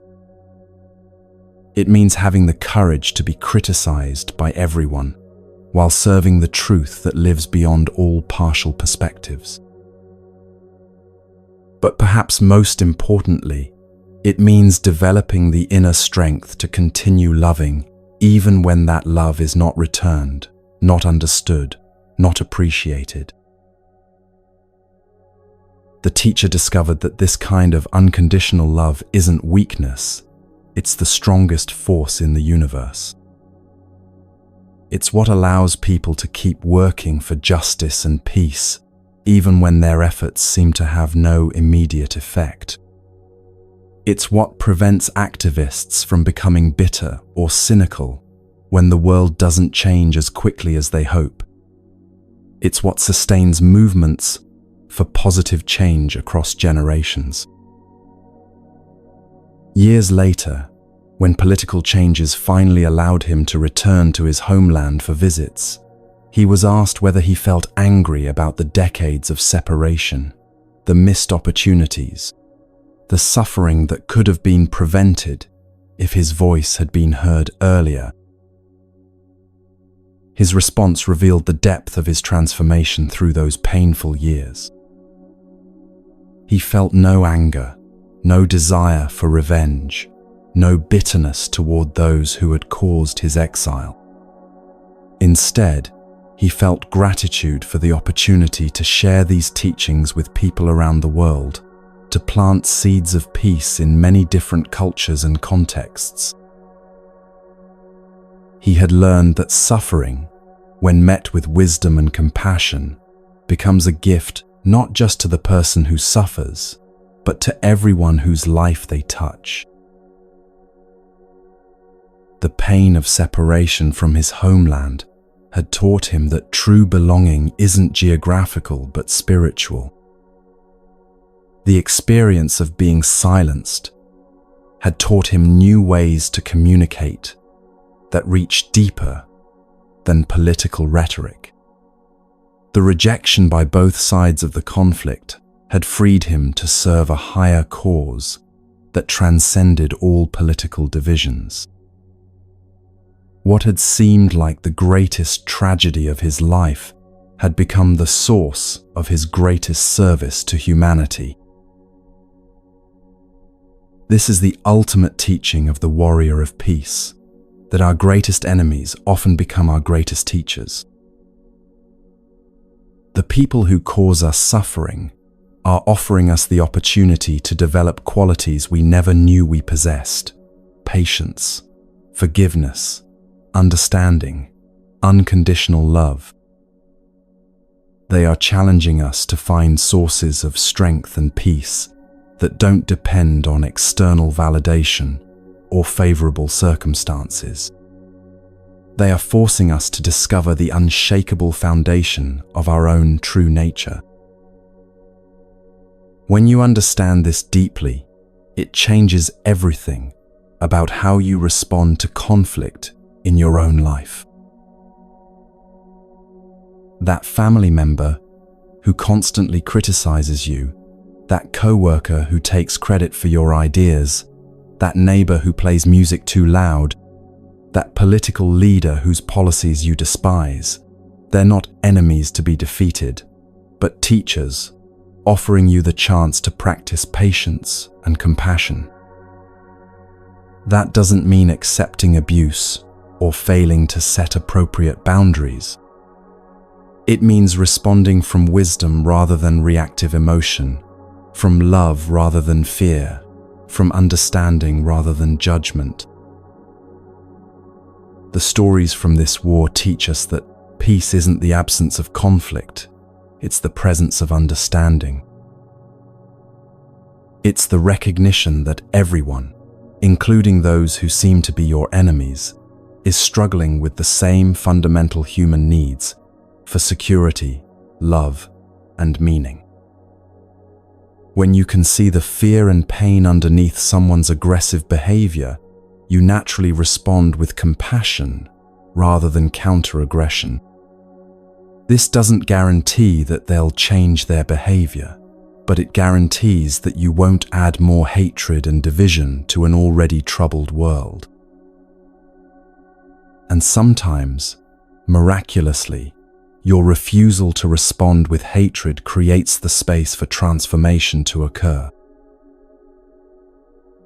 As we continue this journey together, you'll discover how this understanding becomes practical in dealing with your own difficult emotions and relationships.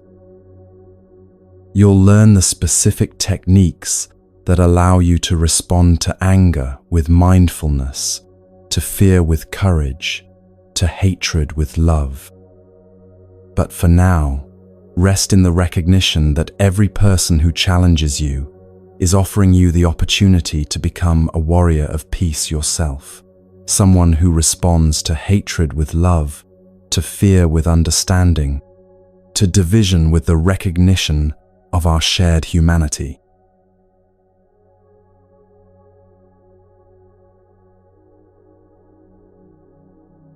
Now we come to perhaps the most practical and transformative teaching in all of Buddhist psychology: how to work with the energy of anger when it arises within you. This isn't about suppressing anger or pretending it doesn't exist, nor is it about expressing it in ways that harm yourself or others. It's about discovering a completely different relationship with this powerful emotion, one that transforms both the anger itself and your understanding of who you really are. Most of us have been taught to think of anger as either good or bad, something to fight against or something to let out.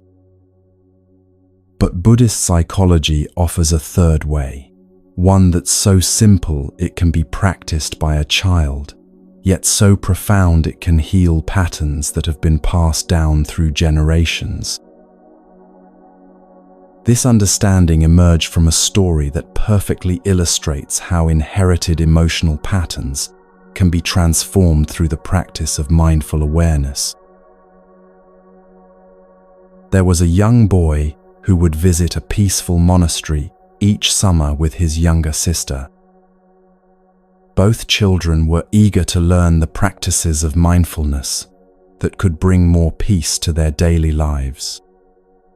But this boy carried a heavy burden that many children understand all too well. He had learnt to expect anger instead of comfort when he was hurt or in need. The pattern was heartbreakingly consistent and familiar to anyone who has lived with reactive family dynamics. Whenever this boy would fall down and hurt himself while playing, instead of receiving the comfort and care that a child naturally needs, his father would immediately respond with irritation and blame. "How could you be so careless?" his father would demand. "Why weren't you paying attention to where you were going?" The boy would stand there, perhaps bleeding from a scraped knee or nursing a bruised elbow, feeling not only the physical pain, but also the deeper wound of being criticized when he most needed compassion. Year after year, this young boy made himself a solemn promise that burned in his heart like a sacred vow. When he grew up and had children of his own, he would never, ever respond to their pain with anger and blame the way his father had done. If his child fell down and got hurt, he wouldn't shout or criticize. He would rush to offer comfort, tend to their wounds, and make everything better with loving care. This determination lived in him like a flame of hope, fueling his commitment to break the cycle of harsh responses that had caused him so much confusion and pain. This boy's intention was beautiful and sincere, representing the natural desire of every generation to do better than the one before. But what he discovered during his time at the monastery would forever change his understanding of how inherited patterns actually work and how they can be transformed. The lesson came not through lectures or books, but through a moment of startling self-recognition that revealed the difference between our intentions and our conditioning. One particular summer day at the monastery, the boy was playing peacefully when his sister and another little girl decided to enjoy themselves on a rope hammock that hung between two trees. Children being children, they were laughing and swinging, lost in the simple joy of the moment, completely absorbed in their play. The day was beautiful, the monastery was peaceful, and there seemed to be nothing in the world except happiness and innocence. But then something went wrong, as things sometimes do despite our best intentions and careful planning. The other girl somehow lost her balance and fell from the hammock, hitting the ground with a painful thud. Blood immediately began to flow from her injury, bright red against her pale skin, and she began to cry with the sharp, urgent sound that comes from real hurt rather than mere disappointment. What happened next in the boy's mind and heart changed everything he thought he knew about himself and his capacity to be different from his father. As he saw the injured girl lying there bleeding and crying, instead of rushing to help with the compassion and gentleness he had always promised himself he would show, he felt a sudden and powerful surge of anger rising in his chest like a hot wave. The words that wanted to burst from his mouth were shockingly, devastatingly familiar. Stupid. How could you do something like that? In that moment of crisis, all his good intentions and years of promising himself he would be different simply evaporated. The reactive pattern that had shaped his childhood was arising in him with the same intensity and judgment that had wounded him so deeply when he was the one who needed help. He discovered something that shook him to his very core. Despite all his promises and determination, he was exactly like his father. But here's where the story becomes truly remarkable, and where the power of mindfulness practice reveals itself.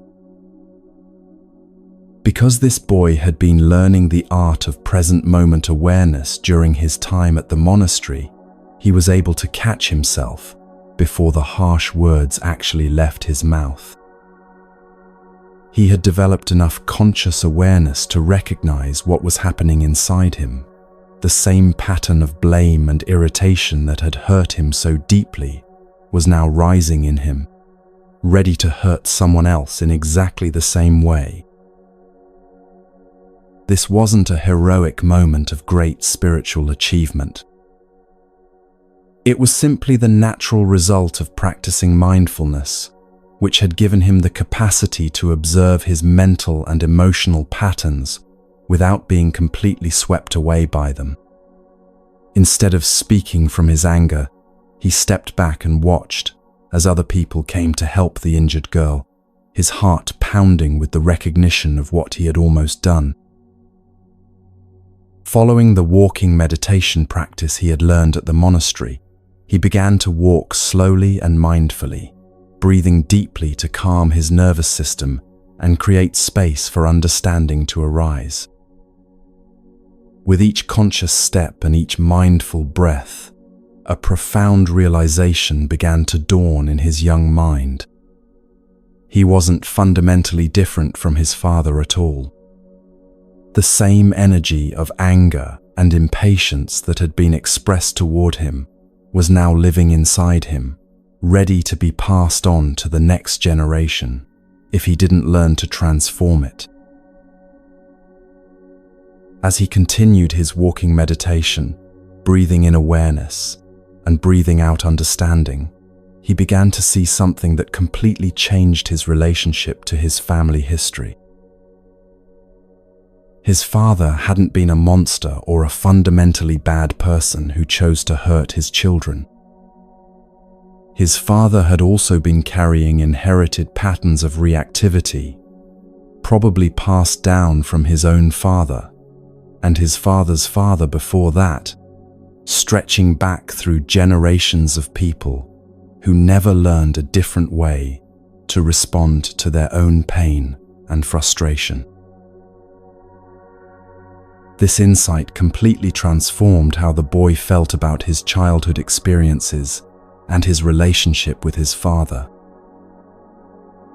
Instead of seeing himself as a victim of his father's harsh treatment, he began to understand that both he and his father were victims of what Buddhism calls habit energy, deeply ingrained patterns of reaction that get transmitted from generation to generation unless someone learns to recognize and transform them.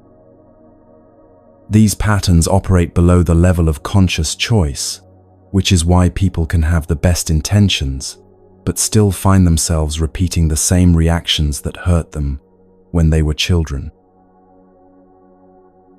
The boy realized that if he didn't learn to work with his own inherited patterns through mindfulness practice, he would inevitably pass them on to his future children, perpetuating the same cycle of hurt that had caused him so much confusion and pain. But he also saw something hopeful and empowering, that by learning to respond differently, by practicing awareness and compassion, he could heal not only his own future, but somehow reach back to heal the ancestors who had carried these same struggling patterns without knowing how to transform them. When that intention to practice and transform was born in his heart, something beautiful and unexpected happened. His anger and resentment toward his father simply melted away like ice in warm sunlight. It was replaced by a deep desire to go home and tell his father, "I have discovered that I have the same kind of reactive energy in me that you do, and I want us to practice together so we can both be free from these patterns that have caused so much suffering." This young person, through one moment of clear seeing and mindful awareness, had discovered the path to healing that extends in both directions, toward the future and toward the past. He had learned that transformation happens not through fighting against our difficult patterns, but through understanding them so deeply that they lose their power to control our responses. This is the essence of what Buddhism calls mindfulness of anger, a practice that can liberate not just individuals, but entire family lines from cycles of reactive suffering. To understand how this transformation works, we need to explore what Buddhist psychology teaches about the nature of consciousness itself. According to this ancient wisdom, our consciousness has different layers, like a vast lake with depths that extend far below what we can see on the surface. The upper layer is called mind consciousness. This is where we experience our moment-to-moment thoughts, emotions, and reactions to life. It's the level of awareness where we plan and worry, remember and imagine, react and respond to whatever is happening around us.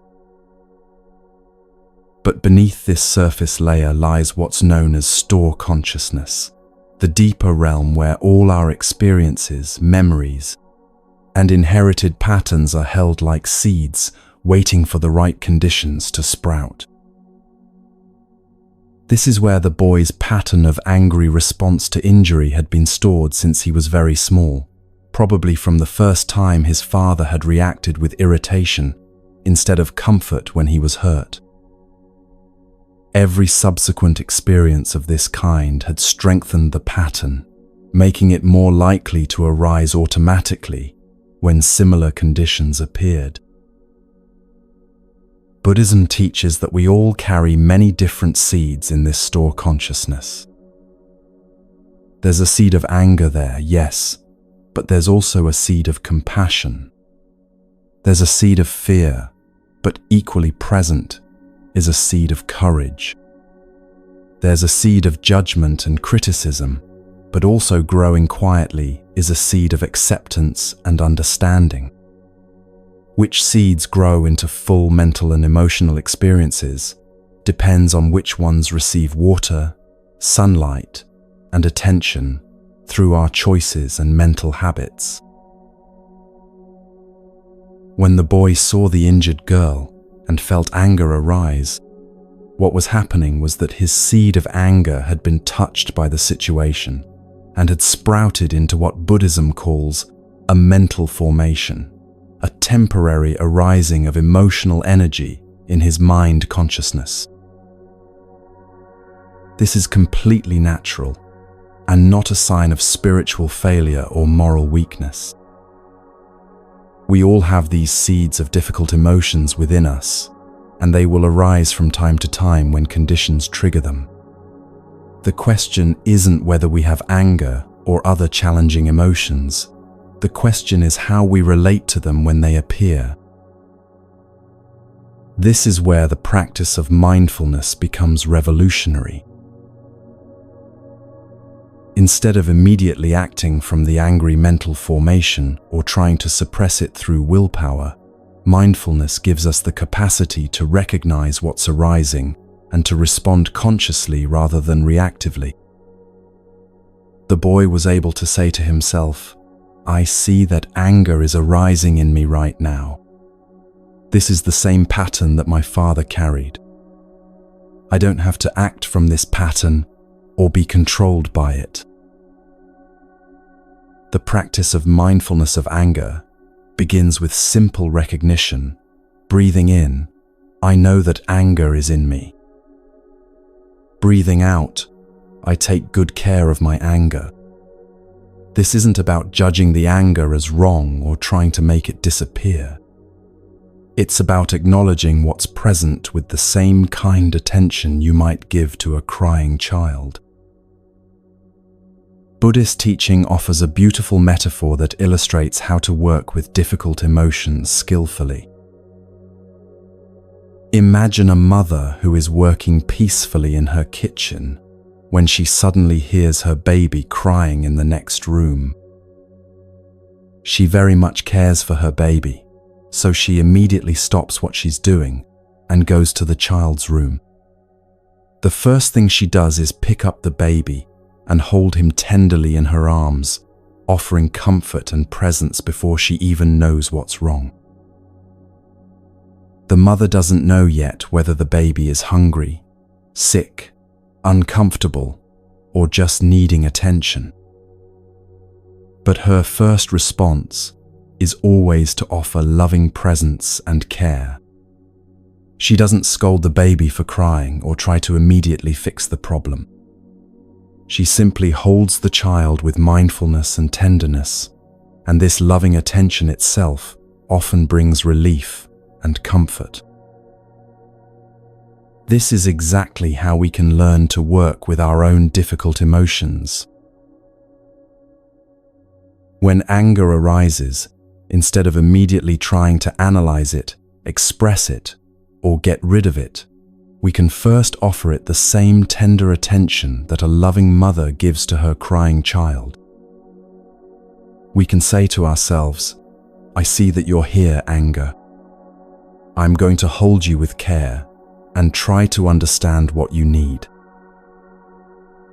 As the mother continues to hold her baby with mindful attention, she naturally begins to understand what's wrong.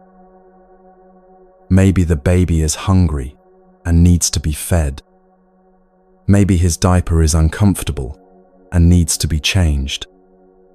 Maybe he's overtired and needs help settling down to sleep. Once she understands the root of the problem, she can address it skillfully and effectively. In the same way, when we hold our anger with mindful compassion, we often discover what it's really about. The anger might be protecting something we care about deeply. It might be pointing to a boundary that's been crossed. It might be masking hurt feelings or fear that we haven't acknowledged. When we listen to anger with curiosity rather than judgment, it often reveals important information about our needs, values, and areas where healing is needed. The key to this practice is understanding that we don't transform ourselves into a battlefield where the good parts fight against the bad parts. That's not Buddhism, and it's not effective psychology. Instead, we learn to see mindfulness as like a big sister who holds and comforts a younger sister who is upset and struggling. Mindfulness doesn't fight against anger. It embraces anger with understanding and helps it transform naturally through the power of conscious attention. This approach requires developing what Buddhism calls the energy of mindfulness, the capacity to be present with whatever is arising without being overwhelmed by it. This energy is cultivated through practices like mindful breathing and walking meditation, which train the mind to stay present and centered, even when difficult emotions are moving through us. The more we practice these foundational skills, the stronger our capacity becomes to work skillfully with challenging mental and emotional states. Buddhist psychology identifies 51 different categories of mental formations, different types of thoughts and emotions that can arise in consciousness. Some of these are wholesome mental formations like compassion, gratitude, and equanimity. Others are unwholesome mental formations like anger, jealousy, and discrimination. The practice isn't about eliminating the unwholesome ones and keeping only the wholesome ones. It's about learning to work with all mental formations skillfully, transforming the energy of unwholesome states into wisdom and compassion. When we understand that anger is simply energy that has become temporarily stuck in a particular pattern, we can learn to work with that energy rather than being controlled by it. The boy at the monastery discovered that his anger toward his father was actually love that had become distorted by hurt and misunderstanding. When he could see his father as someone who was also carrying inherited patterns rather than as an enemy who had deliberately chosen to hurt him, the anger naturally transformed into compassion and a desire for mutual healing. This transformation didn't happen through forcing or willpower, but through the natural process of clear seeing that mindfulness makes possible. When we really understand the causes and conditions that give rise to our difficult emotions, they begin to lose their grip on us. We stop taking them so personally and start seeing them as impersonal patterns that arise and pass away according to natural laws. This perspective creates the space for wise response rather than unconscious reaction. The practice of mindfulness of anger can be cultivated in daily life whenever this emotion arises.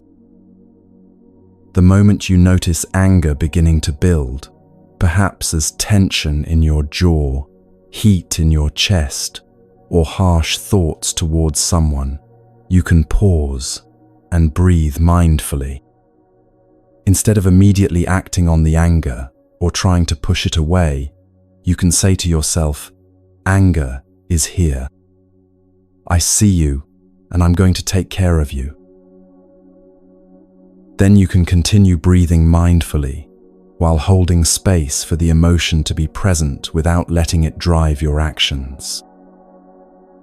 Often, if you can stay present with anger for just a few minutes without feeding it with more angry thoughts or suppressing it with resistance, it will naturally begin to reveal its deeper message and transform into something more workable. This practice extends far beyond individual healing to the healing of relationships and even entire family systems. When you can respond to others' anger with mindfulness rather than reactivity, you create the possibility for transformation to occur, not just in yourself but in the people around you. Instead of escalating conflicts through reactive responses, you become a source of peace and understanding that can interrupt cycles of hurt and retaliation.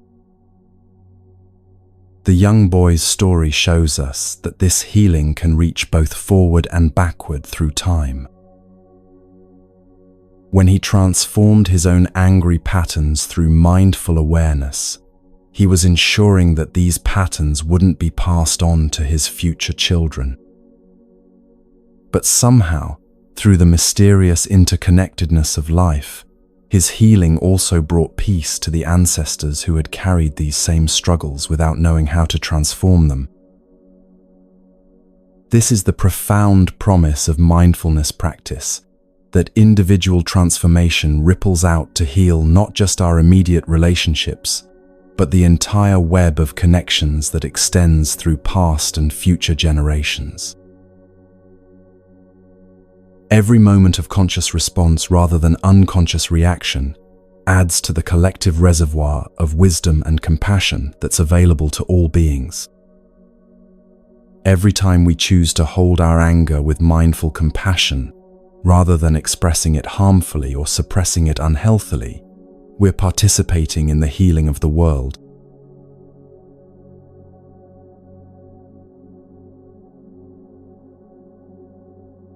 There's a moment in every person's life when they have the opportunity to look honestly in the mirror and see not just themselves, but the long line of ancestors whose patterns and struggles live on through them.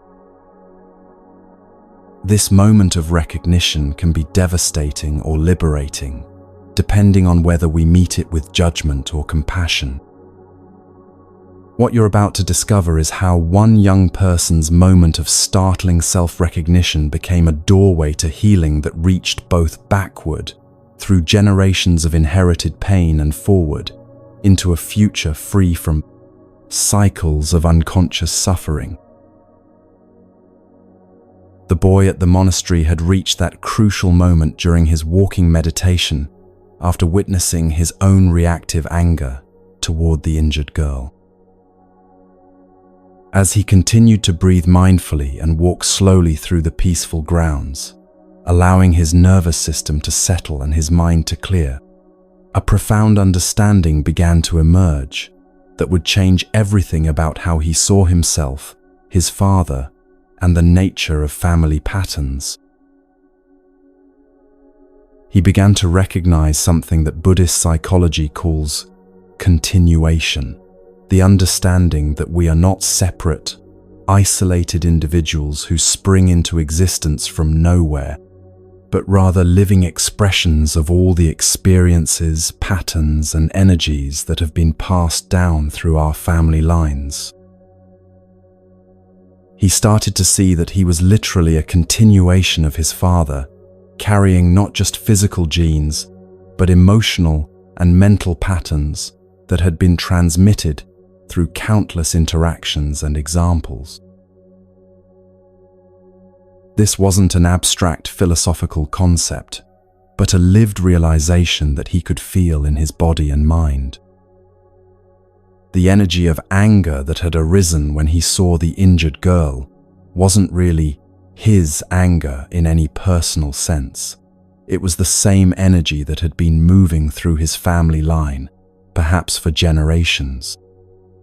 His father's harsh reactions to childhood injuries probably came from his father's father, who had learned it from his father before him, stretching back through a long line of people who had never discovered a different way to respond to their own pain and overwhelm. The Buddhist teaching calls this habit energy, patterns of reaction that become so deeply ingrained they operate below the level of conscious choice. These patterns get transmitted not through formal teaching, but through countless small moments of modeling and response. Every time his father had reacted with irritation instead of comfort when he was hurt, that pattern was being passed on, stored in the boy's developing nervous system as the normal way adults respond to children's pain. But what made this realization truly transformative, rather than simply depressing, was the boy's growing understanding that he and his father were both victims of this inherited pattern. His father hadn't chosen to be harsh any more than the boy had chosen to carry anger toward injured people.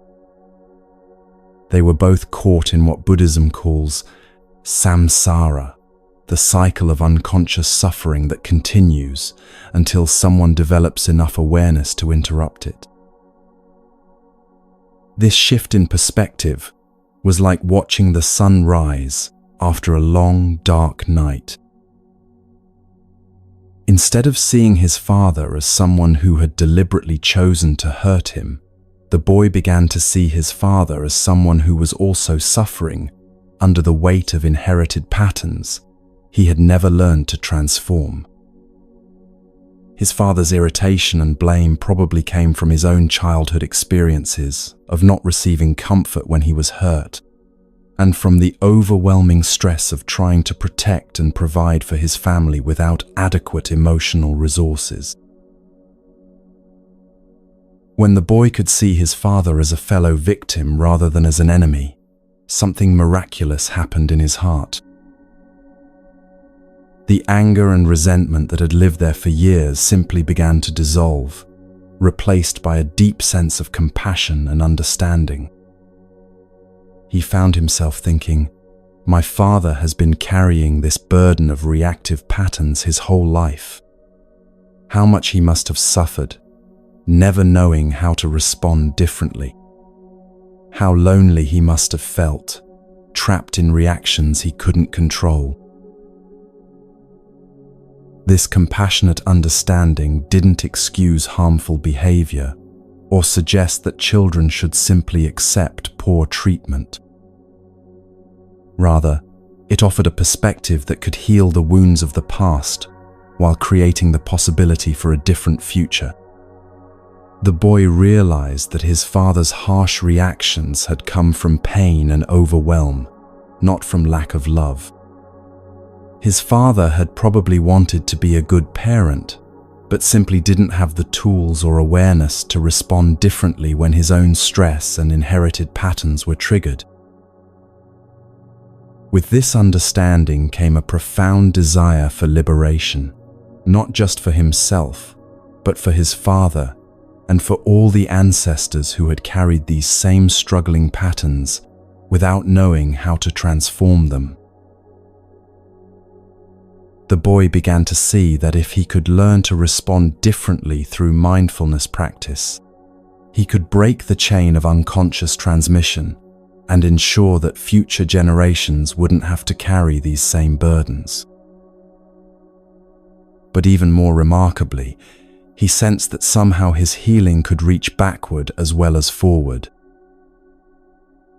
Buddhist teaching speaks of the mysterious interconnectedness of all life, suggesting that when we transform our own patterns through conscious awareness, that transformation ripples out to touch everyone whose life has intersected with ours.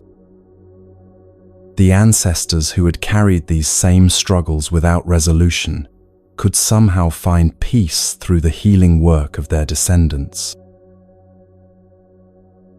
This understanding gave birth to a beautiful intention in the boy's heart.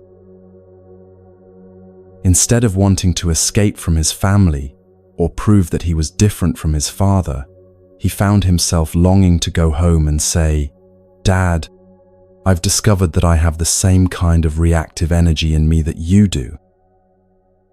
I don't blame you for it anymore because I can see that you inherited it just like I did.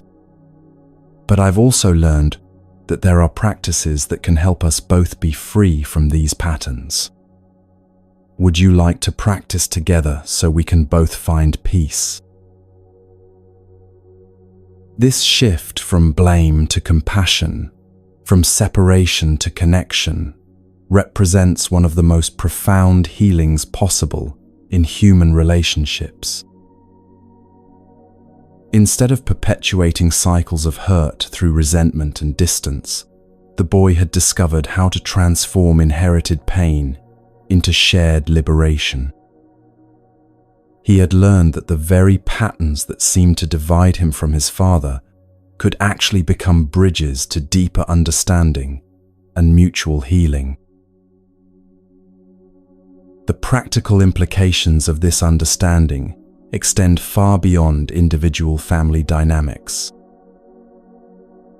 When we can see ourselves and others as products of countless inherited influences rather than as autonomous agents who choose their reactions freely, it naturally gives rise to compassion rather than judgment.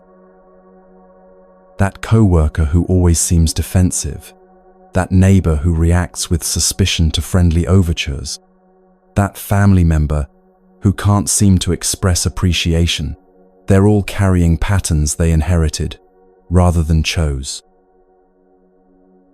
This doesn't mean becoming passive or accepting harmful behavior without boundaries. Rather, it means responding to difficult patterns with the understanding that they arise from suffering rather than malice.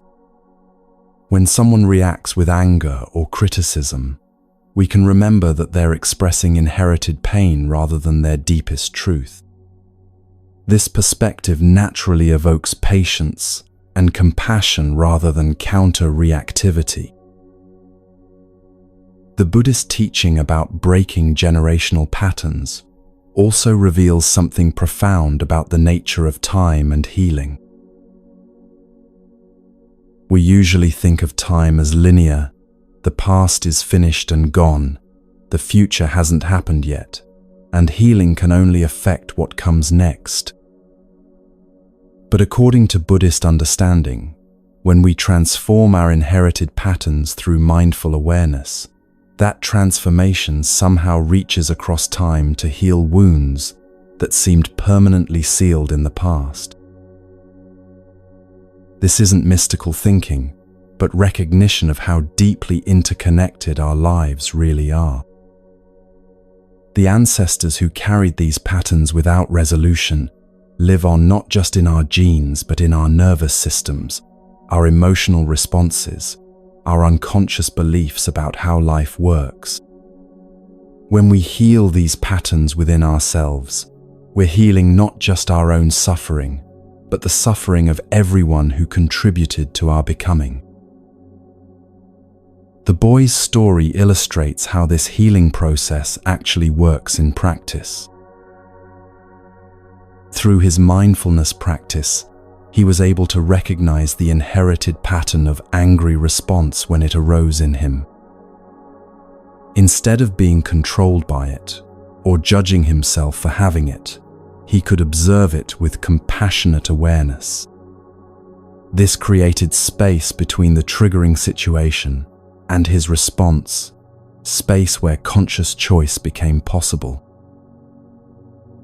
In that space of mindful awareness, the pattern began to lose its automatic power. The boy could feel the familiar energy of irritation and blame arising, but he no longer had to act from it. He could recognize it as an old pattern, seeking expression, and choose instead to respond with care and helpfulness. Each time he made this conscious choice, the pattern weakened, and his capacity for compassionate response grew stronger. This process of pattern transformation through mindful awareness has profound implications for how we understand responsibility and blame in relationships. When someone hurts us through their unconscious patterns, we can hold two truths simultaneously. They are responsible for their actions, and they are also victims of forces, largely beyond their conscious control. This perspective opens the door to accountability without demonization, healing without denial. The boy's realization that he was a continuation of his father also reveals something beautiful about the nature of family love. Beneath all the surface conflicts and inherited patterns, there's a deeper current of connection that can never be broken. The very patterns that seem to divide us from our family members are actually evidence of how deeply we've absorbed their influence, how much we matter to each other. When we can see inherited patterns as expressions of connection rather than sources of separation, family relationships can become opportunities for mutual liberation rather than ongoing battlegrounds. This understanding transforms how we approach the work of personal healing and growth. Instead of trying to become completely different from our families of origin, we can learn to transform the patterns we've inherited while honoring the love and struggle that shaped us. We can recognize that our parents and ancestors did the best they could with the resources and awareness available to them, while also taking responsibility for doing better with the greater understanding we've been fortunate to receive. The practice of breaking generational patterns requires both self-compassion and determination. We need compassion for the fact that we carry patterns we didn't choose, and determination to transform them through conscious practice. This isn't about perfectionism or never making mistakes, but about developing the capacity to recognize unconscious patterns when they arise and respond from awareness rather than automaticity.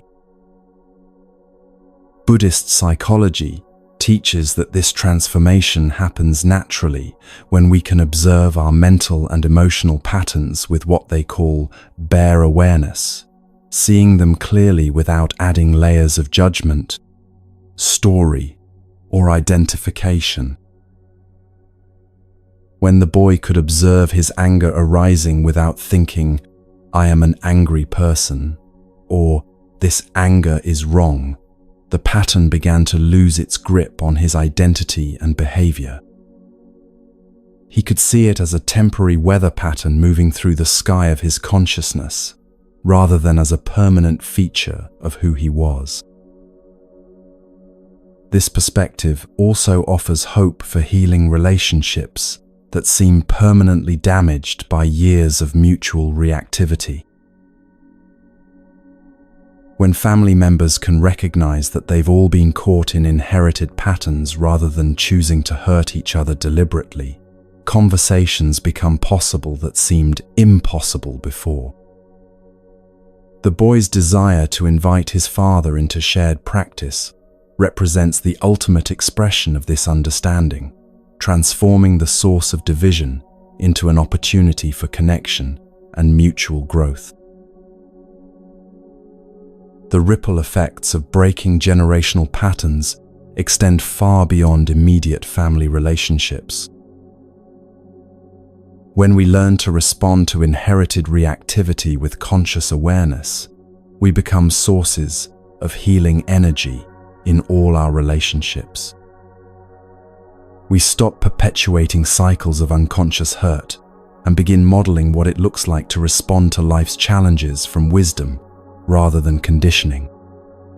This creates a field of possibility that others can feel and potentially learn from, even if they never consciously understand what's different. Perhaps most importantly, this work of pattern transformation teaches us something profound about the nature of true maturity and spiritual development. Rather than seeing ourselves as victims of our past or heroes who have transcended it, we can understand ourselves as links in a chain of transmission that we have the power to transform. We are both products of all who came before us and ancestors to all who will come after us. This perspective brings both humility about our conditioning and empowerment about our capacity to choose differently. The boy's story shows us that the moment of recognizing our inherited patterns doesn't have to be a moment of despair about how deeply conditioned we are. It can be a moment of liberation when we realize that what seemed like personal failing is actually shared human struggle, and that transformation is possible not through rejecting our inheritance, but through bringing consciousness to it. In that consciousness, patterns that have caused suffering for generations can finally find peace, and new possibilities can emerge for everyone touched by our transformation.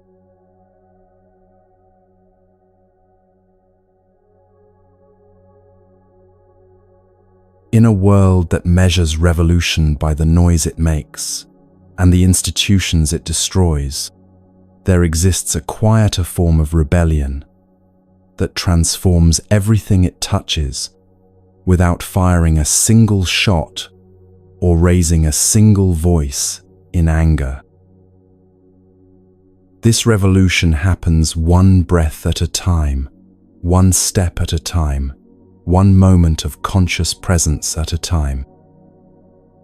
It's the revolution of awakening to the extraordinary nature of ordinary life, and it has the power to liberate not just yourself, but everyone whose life you touch and everyone who came before you.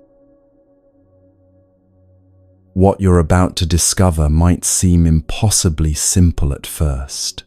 How the act of walking mindfully, drinking tea with awareness, or eating a meal in silence can become acts of profound transformation that ripple out to heal the world.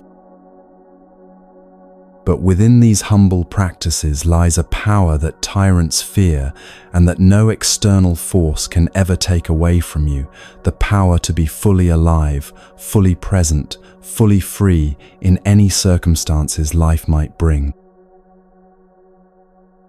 The understanding begins with recognizing something that most of us have forgotten in our rush through modern life, that your body and mind, which seem so separate most of the time, are actually designed to work together as one integrated whole. Right now, as you listen to these words, your body might be here in this room while your mind is somewhere else entirely, replaying a conversation from yesterday, planning tomorrow's schedule, or lost in a daydream about somewhere you'd rather be.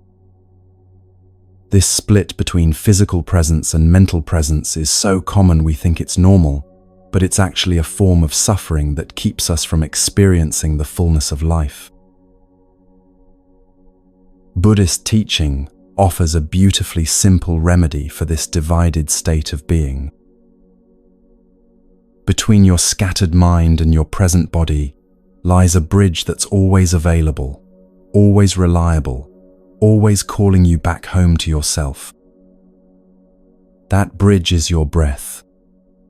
As soon as you place your attention on your breathing, really feeling the sensation of air entering and leaving your body, something magical happens. Your mind begins to settle into your body, and you start to become one person again, instead of two. This reunification of body and mind isn't just a pleasant feeling, it's the foundation for what one wise teacher called the most revolutionary act you can perform. When you breathe mindfully and bring your full attention to the simple act of taking a step, you're not just moving your body through space. You're generating what Buddhism calls the energy of freedom and solidity, a quality of presence that can transform not only your own experience, but the very fabric of reality around you. To understand how profound this practice really is, you need to recognize something that might surprise you about the nature of your existence. You are not a separate, isolated individual walking alone through life. You are a continuation of everyone who came before you, your parents, grandparents, and all the ancestors stretching back through countless generations who struggled and suffered and somehow found the strength to survive long enough to bring you into being. They live on not just in your genes, but in your cells, your nervous system, your patterns of thinking and feeling. In a very real sense, they are walking with you in every step you take. When you walk mindfully, placing your full attention on the sensation of your feet touching the earth, breathing consciously with each step, maintaining awareness of your body, moving through space. You're not walking alone. All your ancestors are taking that step with you. If you are free in that moment, they experience freedom. If you are peaceful, they find peace. If you are solid and grounded in the present moment, they too can rest in the stability that perhaps eluded them during their lifetimes. This isn't poetic metaphor, but a recognition of how deeply interconnected life really is. The ancestors who carried trauma, fear, and unresolved suffering live on in the patterns stored in your nervous system. When you learn to walk with such presence and awareness that you generate genuine peace and freedom, you're literally healing the pain they carried. You're offering them the liberation they couldn't find for themselves. This is why mindful walking can truly be called an act of revolution. It liberates not just you, but everyone whose life contributed to your existence. But to achieve this level of transformative presence, you must learn to invest your entire being, body, mind, and heart into each step. This isn't casual strolling while your mind wanders to other concerns. This is walking as a form of meditation, where every placement of your foot becomes an opportunity to touch the miracle of being alive. You walk slowly enough to really feel each step, breathing consciously with the rhythm of your movement, maintaining such complete awareness that you can sense the aliveness of the earth beneath your feet. When you walk with this quality of attention, something remarkable begins to happen to your ordinary experience. The simple act of moving from one place to another becomes a doorway into what mystics throughout history have called the kingdom of heaven, or the pure land of the Buddha. These aren't distant spiritual realms you have to die to reach. They're the extraordinary dimension of ordinary reality that becomes visible when you bring complete presence to whatever you're doing. This same revolutionary potential exists in every activity of daily life when approached with mindful awareness. Consider something as simple as drinking a cup of tea. Most of the time, we consume our beverages while thinking about other things, barely tasting what we're drinking, using the tea or coffee as fuel for our mental activities, rather than experiencing it as nourishment for our entire being. But when you learn to drink tea mindfully, the ordinary act becomes a gateway to profound peace and satisfaction. The practice begins before you even lift the cup to your lips. You pause and breathe consciously, bringing your scattered attention back to the present moment. You look at the tea with fresh eyes, as if seeing liquid for the first time. You notice the steam rising from the surface, the color of the brew, the warmth radiating from the cup in your hands. Already, through this simple act of attention, you've begun to arrive in the present moment. When you finally taste the tea, you invest your full awareness in the experience. You're not thinking about your to-do list or rehearsing conversations or planning your next meal. You're simply drinking tea with the same quality of attention you might bring to a sacred ceremony. In that moment of complete presence, you become real, and the tea becomes real. Life becomes real instead of the vague dream state in which most people spend their days. This distinction between living in reality and living in a kind of waking dream is crucial to understanding why mindful living is so revolutionary.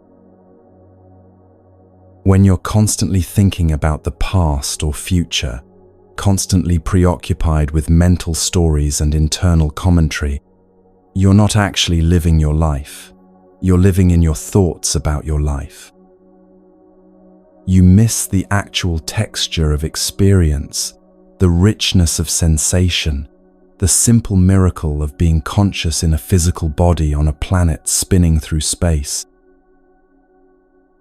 But when you learn to be fully present, when you can drink your tea with complete attention, walk down the street with total awareness, or listen to someone speak without your mind wandering to other concerns, you wake up from the dream of mental preoccupation and begin to inhabit your actual life.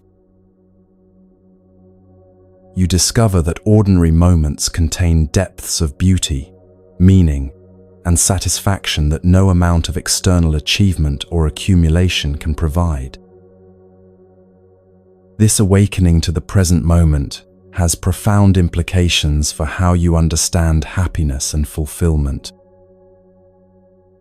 Most people spend their lives chasing future conditions they believe will make them happy: the right relationship, career success, financial security, better health, or the resolution of current problems. But this constant reaching toward an imaginary future happiness means they never fully receive the good that's available right now. They live in a state of perpetual postponement, always believing that contentment lies just around the next corner. The practice of mindful living reveals that this approach is backwards. Real satisfaction isn't found by changing your external circumstances, but by changing the quality of attention you bring to whatever circumstances you find yourself in. When you can be fully present with what's here, whether it's pleasant or challenging, familiar or strange, you discover that this moment contains everything you need to be at peace. This doesn't mean becoming passive or giving up on positive change. Rather, it means acting from a foundation of present moment contentment, rather than from a sense of lacking or needing life to be different than it is. When you're grounded in the peace that's available right now, your actions become more effective because they're motivated by wisdom and love, rather than fear and desperation. The revolutionary nature of this practice becomes even clearer when you consider how it affects your relationships with other people. When you're truly present, when your body and mind are unified, and your attention is completely available, others can feel this quality of presence, even if they can't articulate what's different. You become like a peaceful lake that naturally calms the agitation of anyone who approaches its shores. Your presence becomes a gift that helps others remember their own capacity for peace and awareness. This is why mindful living is ultimately an act of service to the world. Every moment you spend in genuine presence, every step you take with full awareness, every cup of tea you drink with complete attention is contributing to the collective reservoir of peace and wisdom that's available to all beings. You're modeling what it looks like to be fully alive, and this modeling has a power that extends far beyond anything you might accomplish through conventional activism or social engagement. The practice requires learning to find the extraordinary within the ordinary, the sacred within the mundane. When you eat a simple meal, you can approach it as just another task to complete while thinking about other things, or you can receive it as a gift from the earth itself, the culmination of sunshine, rain, soil, and countless human hands working together to nourish your body. When you see your food this way and eat with gratitude and attention, even the simplest meal becomes a communion with the entire web of life that sustains you. The same transformative potential exists in every routine activity when approached with mindful awareness. Washing dishes becomes an opportunity to enjoy the warmth of water and the satisfaction of creating cleanliness and order. Walking to your car becomes a chance to feel your body moving through space and to notice the quality of light and air around you. Even waiting in line or sitting in traffic can become opportunities to practice presence and generate peace instead of frustration. This shift in how you inhabit daily life has cumulative effects that extend far beyond the moments of practice themselves. As you learn to find fulfillment in simple presence rather than constant stimulation, you naturally become less driven by compulsive desires and more able to appreciate what's already available. You develop what Buddhism calls contentment, not the contentment of having everything you want, but the contentment of wanting what you have. This quality of satisfied presence is perhaps the most revolutionary force in a culture built on manufactured dissatisfaction and constant consumption. When you can be genuinely happy drinking a simple cup of tea, you're less susceptible to advertising that promises happiness through acquisition. When you can find joy in a mindful walk around your neighborhood, you're less likely to believe that you need exotic vacations to experience beauty and adventure. Your very contentment becomes a form of resistance to systems that depend on your perpetual dissatisfaction. But perhaps the most profound aspect of this revolutionary practice is how it transforms your understanding of what it means to be alive. Instead of seeing life as a problem to be solved or a series of goals to be achieved, you begin to experience it as a gift to be received.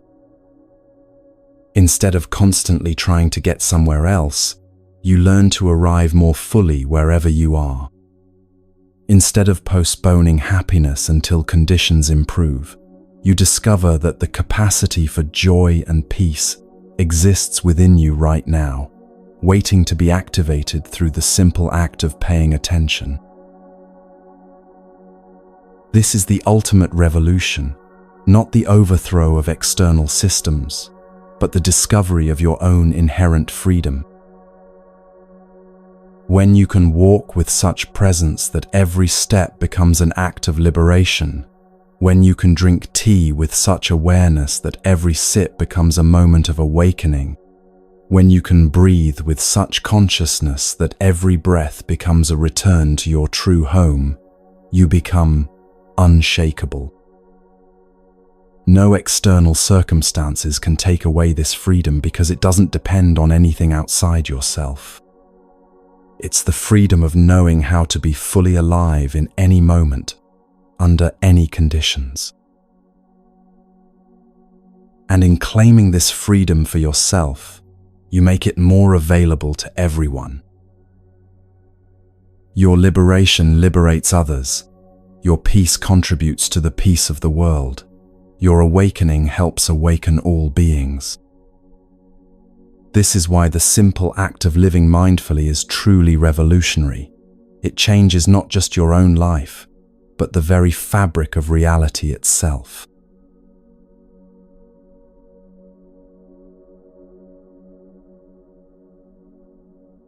There's a profound difference between trying to find peace alone in your living room and discovering it in the company of others who share the same intention.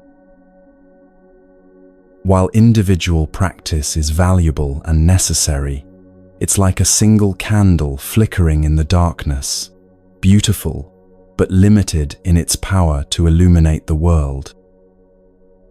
But when many people gather with the shared commitment to cultivate mindfulness and compassion, something extraordinary happens that's far greater than the sum of individual efforts. This mysterious amplification of spiritual energy is what Buddhism calls the power of Sangha, the spiritual community that forms whenever people come together with the intention of awakening to peace and wisdom. The word itself means community or assembly, but it points to something much deeper than simply being in a group. It describes the sacred field of collective awareness that emerges when individuals align their hearts and minds toward the same noble purpose. You might have experienced glimpses of this collective energy without recognizing it for what it was. Perhaps it was during a moment of silence at a memorial service when hundreds of people breathed together in shared grief and love. Maybe it was during a concert when the entire audience seemed to merge into one being, carried by the beauty of the music. Or it could have been as simple as sitting quietly with family members around a dinner table, feeling held by something larger than any individual present.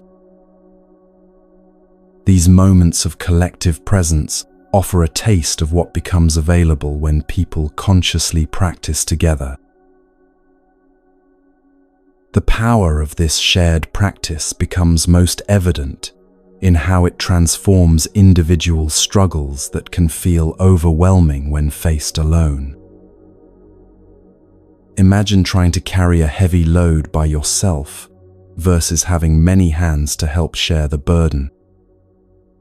When you're wrestling with anxiety, depression, grief, or any form of suffering in isolation, your individual capacity for peace and clarity can easily become exhausted. But when you allow yourself to be held by the collective energy of a community committed to healing and awakening, your personal struggles find support in something much larger than your own limited resources. This support happens not through advice giving or problem solving, but through the simple power of shared presence. When a group of people sits together in mindful silence, breathing consciously and maintaining awareness of the present moment, they create what could be called a field of peace that naturally penetrates into each individual. Your nervous system begins to attune to the collective calm.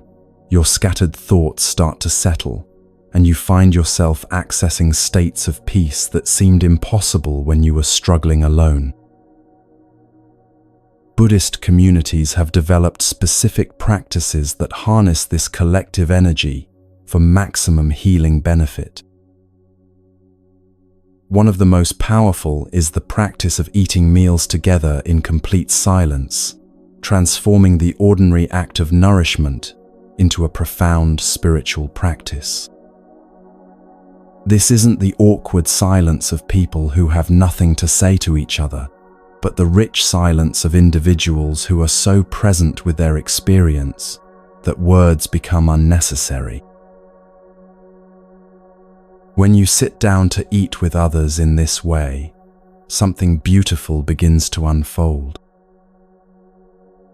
Instead of the usual dinner conversation that keeps your mind occupied with stories, opinions, and social dynamics, you have the opportunity to bring your complete attention to the miracle of nourishment. You can actually taste your food instead of consuming it mindlessly while thinking about other things. You can feel gratitude arising naturally as you recognize the countless gifts that have come together to make this meal possible. The practice begins before you even take your first bite. You pause and look at the food in front of you with fresh eyes, as if seeing nourishment for the first time. That simple piece of bread on your plate isn't just flour and water that's been baked. It's what Buddhist teaching calls an ambassador from the cosmos, carrying within it the energy of sun and rain, soil and seed, the work of countless hands, and the love of everyone who contributed to bringing it to your table. When you can see a piece of bread in its true nature, as the body of the cosmos coming to nourish you, something shifts in your relationship, not just to food but to existence itself. You begin to understand that you're not a separate being, consuming resources from an external world, but rather a temporary expression of the same life force that animates everything around you. The bread is you, and you are the bread, both arising from the same source and returning to the same source. This understanding naturally gives rise to reverence and gratitude. You place the bread in your mouth, not as a consumer taking from the world, but as one part of life, receiving nourishment from another part of life. You chew slowly and mindfully, actually tasting the sweetness and texture, feeling the way your body receives and transforms this gift. Most importantly, you chew only the bread, not your worries about tomorrow, not your resentments about yesterday, not your plans and fantasies and mental stories. This distinction between mindful consumption and unconscious consumption reveals something profound about how we create our own suffering. Most of the time, when we eat, we're not just consuming food, we're also consuming our thoughts and emotions, chewing on our anxieties and digesting our anger along with our meals. We put not just bread in our mouths, but our projects, our fears, our irritations, our endless mental commentary about everything that's wrong with our lives. This creates a kind of spiritual indigestion that prevents us from receiving the nourishment that's actually available. But when you learn to eat mindfully in the supportive presence of others who are doing the same practice, you discover what it means to receive pure nourishment. You chew only what deserves to be chewed, the gifts of the earth that have come to sustain your body.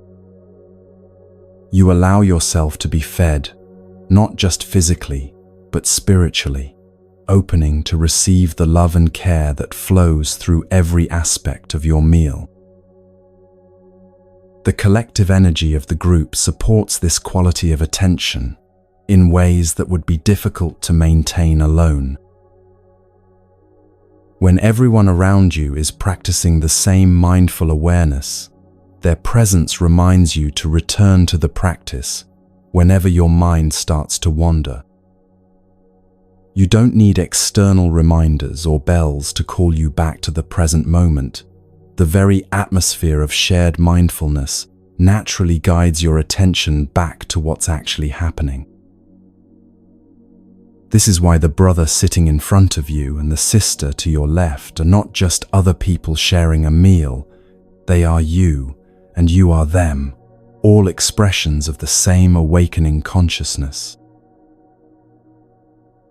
Their commitment to presence supports your own awakening, just as your mindfulness contributes to theirs.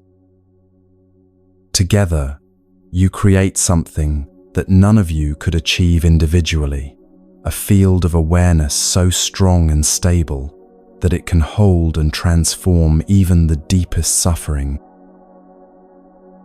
From time to time during the meal, you might pause and simply rest in this collective energy, allowing yourself to smile at the miracle of being surrounded by others who share your commitment to awakening. These moments of conscious appreciation multiply the healing power of the practice, creating ripples of joy and gratitude that benefit everyone present. You're not just eating a meal. You're participating in a communion that connects you to all life. power of this collective energy extends far beyond formal spiritual communities. You can create mini sanghas in your daily life whenever you gather with others who share an intention for presence and peace. A family that agrees to eat one meal per day in mindful silence creates its own healing field. Friends who commit to taking walks together without talking, simply enjoying shared presence in nature, discover the same collective power. Even strangers who find themselves in the same meditation class or support group can tap into this amplified energy. The key is understanding that Sangha isn't created by having the right beliefs or belonging to the right organization. It arises whenever people align their intention toward awakening, healing, and service to something greater than their individual concerns. This could happen in a church, a mosque, a temple, or a secular community center. It could emerge during a neighborhood gathering focused on environmental restoration, or in a workplace where colleagues commit to supporting each other's well-being. Sangha is less about the form and more about the quality of heart and mind that people bring to their time together. The metaphor that best captures the supportive power of spiritual community is that of a boat carrying you safely across turbulent waters. When you're facing life's inevitable challenges, illness, loss, conflict, uncertainty, your individual capacity for peace and wisdom can feel completely inadequate. The river of suffering seems too wide and dangerous to cross alone. But when you allow yourself to be supported by the collective energy of Sangha, you don't have to swim across the difficult waters by yourself. You can rest in the boat of shared practice and let the community's combined wisdom and compassion carry you to safety. This doesn't mean becoming passive or dependent on others for your spiritual development. Rather, it means recognizing that individual awakening and collective awakening are inseparable. Your personal practice contributes to the strength of the community, while the community's energy supports and amplifies your individual transformation. It's like individual instruments coming together to create a symphony. Each musician must practice their own part skillfully, but the beauty emerges from the harmony of the whole. The collective energy also has the power to heal wounds that seem too deep for individual practice to reach. When someone carries trauma, grief, or despair that feels bigger than their capacity to transform alone, the loving presence of community can provide the safety and support needed for healing to occur. The person doesn't have to be fixed or cheered up by others. They simply need to be held in a field of unconditional acceptance while their own natural healing capacity awakens. This is particularly important in our modern culture, where so many people live in isolation, cut off from the extended families and traditional communities that once provided natural support systems. Many people struggle with depression, anxiety, and a sense of meaninglessness that stems largely from this lack of genuine community connection. Finding or creating Sangha, even in small, informal ways, can provide the sense of belonging and shared purpose that nourishes the human soul. The practice of allowing yourself to be penetrated by collective mindfulness energy requires a willingness to soften the boundaries of individual identity. You have to be willing to let go of the illusion of complete self-reliance and open to receiving support from sources larger than your personal will and effort. This can feel vulnerable at first, especially if you've learned to cope with life's challenges primarily through independence and control. But when you experience the actual support that becomes available through genuine spiritual community, this vulnerability reveals itself as a doorway to profound healing and growth. As you continue practicing with others, you begin to understand that your individual liberation is inseparable from the liberation of all beings.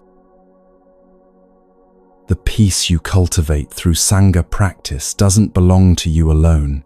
It becomes part of the collective reservoir of wisdom and compassion that's available to help heal our troubled world. Your presence in community, your commitment to awakening, your willingness to support others in their practice, all of this contributes to the transformation of human consciousness itself.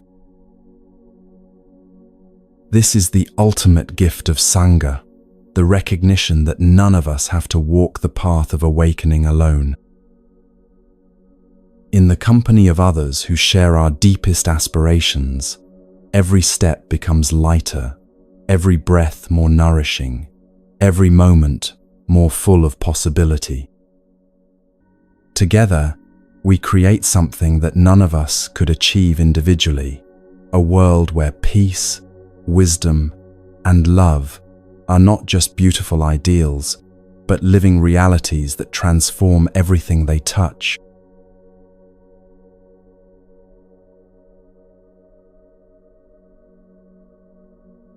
There's a sacred temple that exists within your own heart, complete with everything you need for complete liberation from suffering. This isn't a metaphor or wishful thinking, but a recognition of the actual spiritual architecture that lives within every human being. You don't need to travel to distant places or spend years in formal training to access this inner sanctuary. You don't need special permissions or initiations from external authorities. The temple of your true nature is always available, waiting for you to discover the 3 doorways that lead to perfect freedom. These 3 doors have been known to spiritual seekers for thousands of years, yet they remain as fresh and relevant today as they were when first discovered. They represent the essential energies that every human being possesses, not as potential that might develop someday, but as actual capacities that are functioning within you right now, even if you haven't learned to recognize or cultivate them consciously. These are the energies of the Buddha within you, the forces of transformation and healing that can liberate you from every form of mental and emotional bondage. The first door is called mindfulness, and it's the foundation upon which all spiritual development rests. Mindfulness is simply the capacity to know what's happening while it's happening. When you're breathing, mindfulness allows you to know, I am breathing in, I am breathing out. When you're walking, mindfulness lets you recognize, I am walking. When anger arises, mindfulness gives you the ability to observe, anger is present, instead of being completely swept away by the emotion. This might sound almost too simple to be transformative, but mindfulness is like the key that unlocks every other spiritual capacity. Without the ability to recognize what's actually happening in your mind and body, you remain at the mercy of unconscious patterns and reactive behaviors. You live in a kind of waking sleep, going through the motions of life without really being present for your own experience. But when mindfulness awakens, everything changes. You've already seen this power of mindfulness at work in all the stories we've shared tonight. The young boy at the monastery was able to transform his inherited pattern of anger only because mindfulness allowed him to recognize what was arising within him before he acted from it. Without mindful awareness, he would have simply reacted automatically, perpetuating the same cycle of hurt that had been passed down through generations. But mindfulness created a space between the triggering situation and his response, a space where conscious choice became possible. The teacher who found peace during 38 years of exile was able to transform his homesickness into spiritual freedom because mindfulness helped him recognize the difference between missing his homeland and being enslaved by that longing. He could observe his thoughts and emotions about separation without being controlled by them. This mindful awareness allowed him to discover that his true home wasn't a place on a map, but a quality of presence that he could access anywhere. But mindfulness alone, while necessary, isn't sufficient for complete transformation. It needs to be supported by the second door, which is concentration. Concentration is the ability to maintain your attention on a chosen object without being constantly distracted by mental wandering. It's like the difference between a flashlight with a weak, scattered beam and one with a strong, focused light that can illuminate whatever you point it toward. Most people's attention is extremely scattered, jumping from thought to thought, from sensation to sensation, from memory to fantasy, like a monkey swinging from branch to branch. This scattered attention makes deep understanding and lasting change nearly impossible. You might have moments of insight or clarity, but they quickly get lost in the chaos of mental distraction. Concentration training develops your capacity to sustain attention long enough for real transformation to occur. When you practice mindful breathing, for example, you're developing both mindfulness and concentration simultaneously. Mindfulness recognizes when you're breathing in and when you're breathing out. Concentration maintains your attention on the breath, even when your mind wants to wander to other concerns. The stronger your concentration becomes, the more stable your mindfulness can be, and the deeper your capacity for insight grows. This is why all the practices we've explored tonight naturally develop concentration. When you walk mindfully, placing your complete attention on each step, you're training your mind to stay focused despite countless potential distractions. When you drink tea with full awareness, you're learning to concentrate on the immediate sensory experience rather than letting your mind drift to past or future concerns. When you listen deeply to someone else's pain, you're developing the concentration necessary to maintain compassionate attention, even when your own emotions are triggered. The beautiful truth about concentration is that it naturally deepens mindfulness, and mindfulness naturally supports concentration.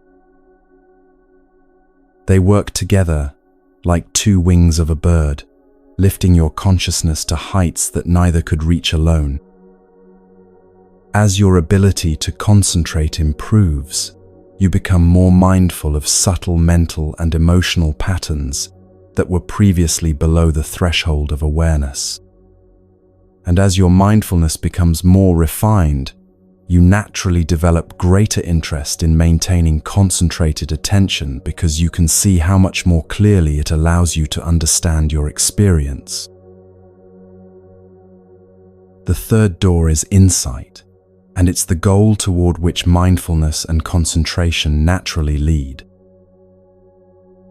Insight isn't intellectual understanding or philosophical knowledge, though it may express itself through concepts and words.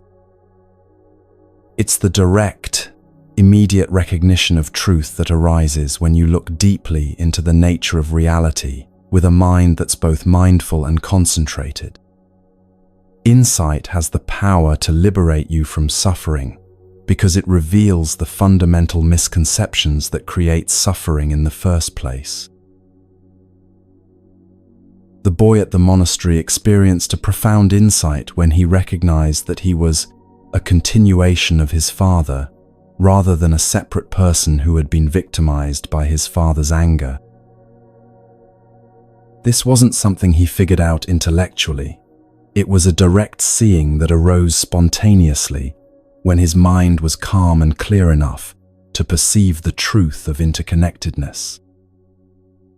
That single moment of insight completely transformed his relationship to his family history and his understanding of personal responsibility. The teacher's insight that his true home existed in the present moment, rather than in any geographical location, came through the same process of looking deeply with a concentrated, mindful awareness. He didn't reason his way to this understanding through logical analysis. Instead, it emerged naturally when his mind was stable and clear enough to see through the illusion that happiness depends on external circumstances. This insight didn't just change his thinking, it transformed his entire way of being in the world. These three energies, mindfulness, concentration, and insight, work together as an integrated system for complete spiritual development. You can't develop one without naturally strengthening the others. Every moment of mindful awareness contributes to your concentration. Every period of concentrated attention deepens your mindfulness. And when mindfulness and concentration are both present, insight arises naturally, like fruit ripening on a tree. This is why you don't need to worry about whether you're practicing correctly or making sufficient progress. If you're sincerely cultivating any one of these three energies, you're automatically developing all three. When you pay attention to your breathing, you're not just developing concentration, you're also practicing mindfulness of your body and creating the conditions for insights about the nature of life itself. When you walk mindfully, you're not just being present with physical movement, you're also training concentration and opening to deeper understanding about your connection to the earth and all life. The temple in your heart contains all three of these energies as naturally as a flower contains fragrance. They're not foreign imports that need to be installed through years of difficult training. They're expressions of your deepest nature, temporarily obscured by habits of distraction and reactivity, but always available to be rediscovered. Every human being who has ever lived has possessed these capacities because they're part of what it means to be conscious.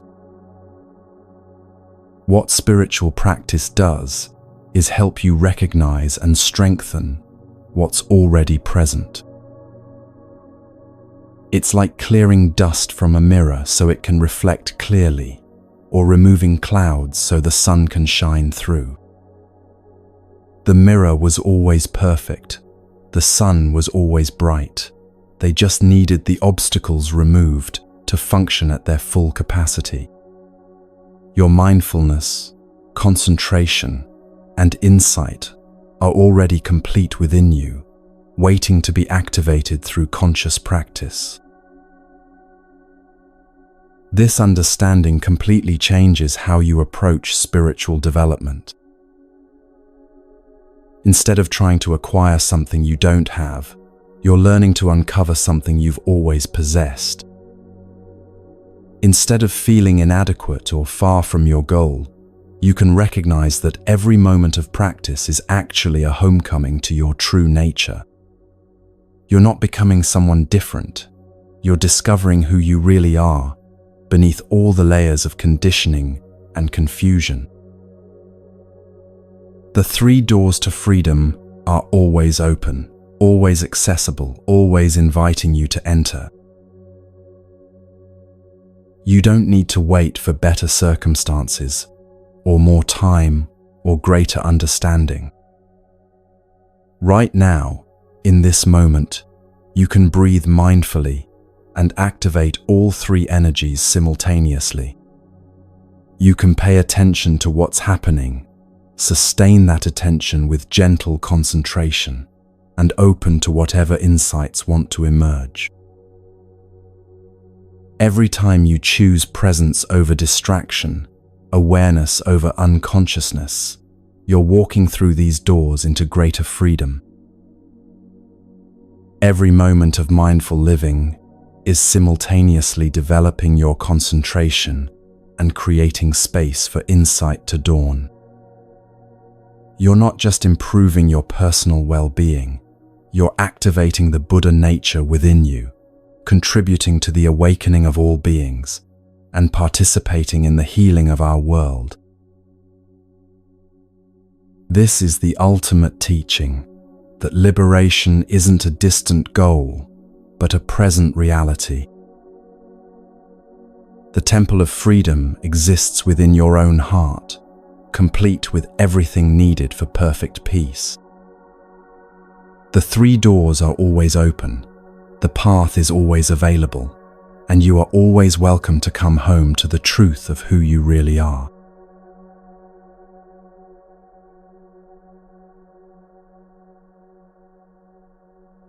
As we reach the end of this gentle journey together, take a moment to feel what has shifted within you over these past hours. Notice how your breathing has perhaps become slower and deeper, how your shoulders might have softened, how your mind has settled into a quality of peace that feels both familiar and somehow new. You've been walking a sacred path tonight, one that countless people before you have traveled, and you've discovered treasures that have always belonged to you. We began with a simple promise that ancient wisdom could help you break free from the cycles of negative habits that seem to pull you away from peace. Through stories of profound courage and gentle transformation, you've seen how this promise becomes reality. You've witnessed a young boy discover that his inherited anger could become a doorway to healing rather than a prison of reactivity. You've accompanied a teacher through 38 years of exile as he found that his true home had never been a place on a map, but a quality of presence available in every moment.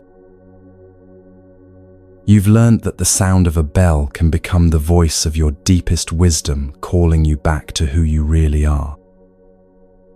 You've discovered that enemies are not obstacles to overcome, but teachers offering you the chance to develop qualities you never knew you possessed. You've seen how the simple act of walking mindfully or drinking tea with awareness can become revolutionary acts that liberate not just yourself, but all the ancestors whose struggles live on through you. These aren't just beautiful stories from distant times and places. They're reflections of possibilities that exist within your own life, invitations to recognize that every challenge you face is simultaneously an opportunity for awakening. The difficult family member who triggers your impatience is offering you the chance to practice the same compassionate listening that transforms suffering wherever it's applied. The anxiety that arises before important events is calling you to discover the peace that doesn't depend on outcomes being perfect.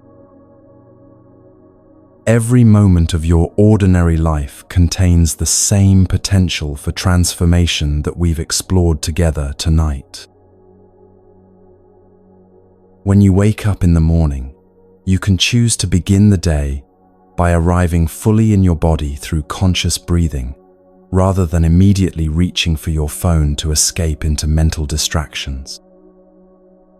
That first breath of the day can become a declaration, "I have arrived, I am home," acknowledging that peace doesn't require better circumstances, but simply conscious presence with whatever circumstances arise.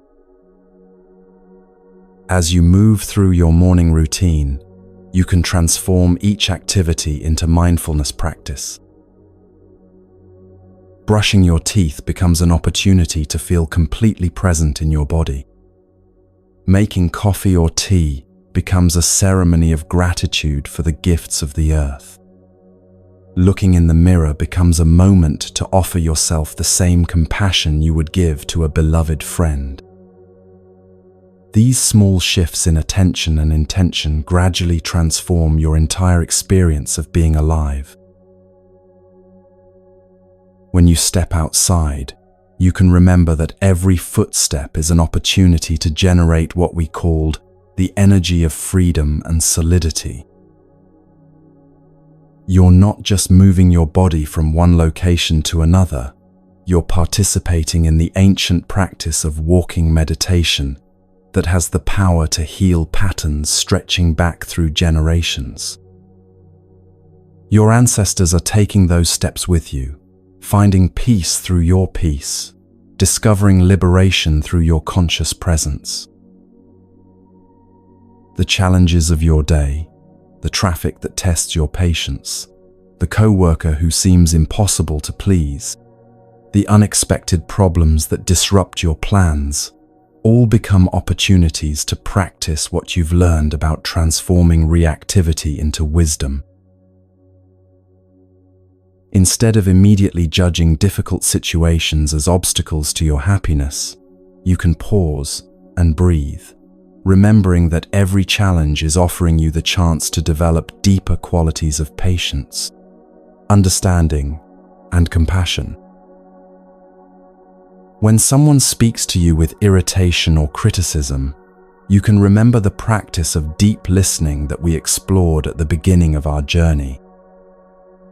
Instead of defending yourself or preparing your counter-argument, you can offer the gift of complete presence, listening not just to their words, but to the pain or fear that might be driving their reactivity. This doesn't mean accepting inappropriate behavior, but it means responding from wisdom rather than simply reacting from your own defensive patterns. The insights you've gained tonight about breaking generational patterns can transform how you relate to your family history and your role in shaping the future. You no longer have to see yourself as a victim of your upbringing or as someone doomed to repeat the mistakes of previous generations. Instead, you can understand yourself as a conscious link in the chain of transmission, someone who has the power to transform inherited patterns of suffering into wisdom and to ensure that future generations receive healing rather than trauma. This doesn't require dramatic changes in your lifestyle or relationships. It simply means bringing conscious awareness to moments when old patterns want to arise and choosing to respond differently. When you feel anger beginning to build, you can practice what we learned about mindfulness of emotions, recognizing the anger as temporary energy moving through you rather than as your fundamental identity, and holding it with the same tender care a mother offers to a crying child. The power of Sangha that we explored can be cultivated in your daily relationships, even with people who don't share your interest in spiritual practice. You can create micro-communities of presence by bringing your full attention to whoever you're with, whether it's a family member, friend, or stranger you encounter during your day. Your quality of presence becomes a gift that helps others remember their own capacity for peace, even if they never consciously understand what feels different about being in your company. The 3 doors to freedom: mindfulness, concentration, and insight are always available to be opened through the simplest activities. Every conscious breath develops all three simultaneously. Every moment of paying attention to what's actually happening rather than getting lost in mental stories strengthens your capacity for clear seeing. You don't need special conditions or extended periods of formal practice to access the freedom that these energies provide. As you integrate these teachings into your life, remember that transformation happens gradually and gently, like seeds growing in fertile soil. You don't need to become perfect or never make mistakes. You simply need to keep returning to conscious presence whenever you notice you've become lost in unconsciousness. Each return is a victory. Each moment of awareness is a contribution to your own liberation and the healing of the world. The beautiful truth is that your individual awakening is never just about you. Every moment you choose presence over reactivity, understanding over judgment, compassion over criticism, you're adding to the collective reservoir of wisdom and peace that's available to all beings. Your personal transformation ripples out in ways you may never see, but that touch countless lives across space and time. This is why your commitment to these practices matters so much. You're not just working to improve your own well-being, though that's certainly important.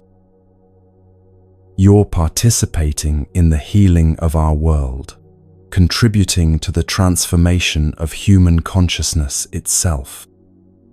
Every person who learns to respond to hatred with love, to fear with courage, to division with recognition of our shared humanity, is helping to create the kind of world we all long to live in. The kingdom of heaven that spiritual traditions speak of, the pure land of the Buddha, the peace that surpasses understanding, these aren't distant realms you have to earn through years of practice. They're available right now, in this moment, through the simple act of bringing your complete attention to whatever is arising in your experience. When you can breathe consciously, walk mindfully, listen deeply, and respond with compassion, you're living in these sacred dimensions of reality. As you prepare to rest tonight, carry with you the understanding that sleep itself can become a spiritual practice. Instead of falling asleep while your mind is still churning with worries or plans, you can use the transition into sleep as an opportunity to practice letting go. You can breathe slowly and consciously, allowing each exhale to release the tensions and concerns of the day. You can silently repeat, "I have arrived, I am home," arriving fully in your body and your bed, arriving in the present moment. That's the only place peace has ever existed. Let your body sink into complete relaxation, feeling held and supported by the earth beneath you. Allow your breath to slow and deepen naturally, without any effort or control. If thoughts arise about tomorrow's responsibilities or unresolved concerns, gently acknowledge them and then return your attention to the simple pleasure of breathing and resting. You don't need to solve any problems or figure anything out right now. This is time for pure rest, pure being, pure presence. Know that as you sleep, the seeds of wisdom and compassion that have been watered tonight will continue to grow in the garden of your consciousness. The insights you've received will integrate naturally into your understanding, and you'll wake tomorrow with a slightly deeper capacity for peace and love. The transformation you've begun is not dependent on your effort or control. It unfolds naturally, like flowers blooming in spring, according to the laws of healing that govern all life. From all of us at Moonmine Temple, we thank you for taking this journey with us. You've been exactly where you needed to be to receive exactly what you needed to receive. The teachings you've encountered tonight will stay with you, not as memories you need to hold on to, but as living wisdom that will express itself naturally through your thoughts, words, and actions. Rest well, knowing that you are loved beyond measure, that your life has profound meaning and purpose, and that every breath you take is a gift to the world.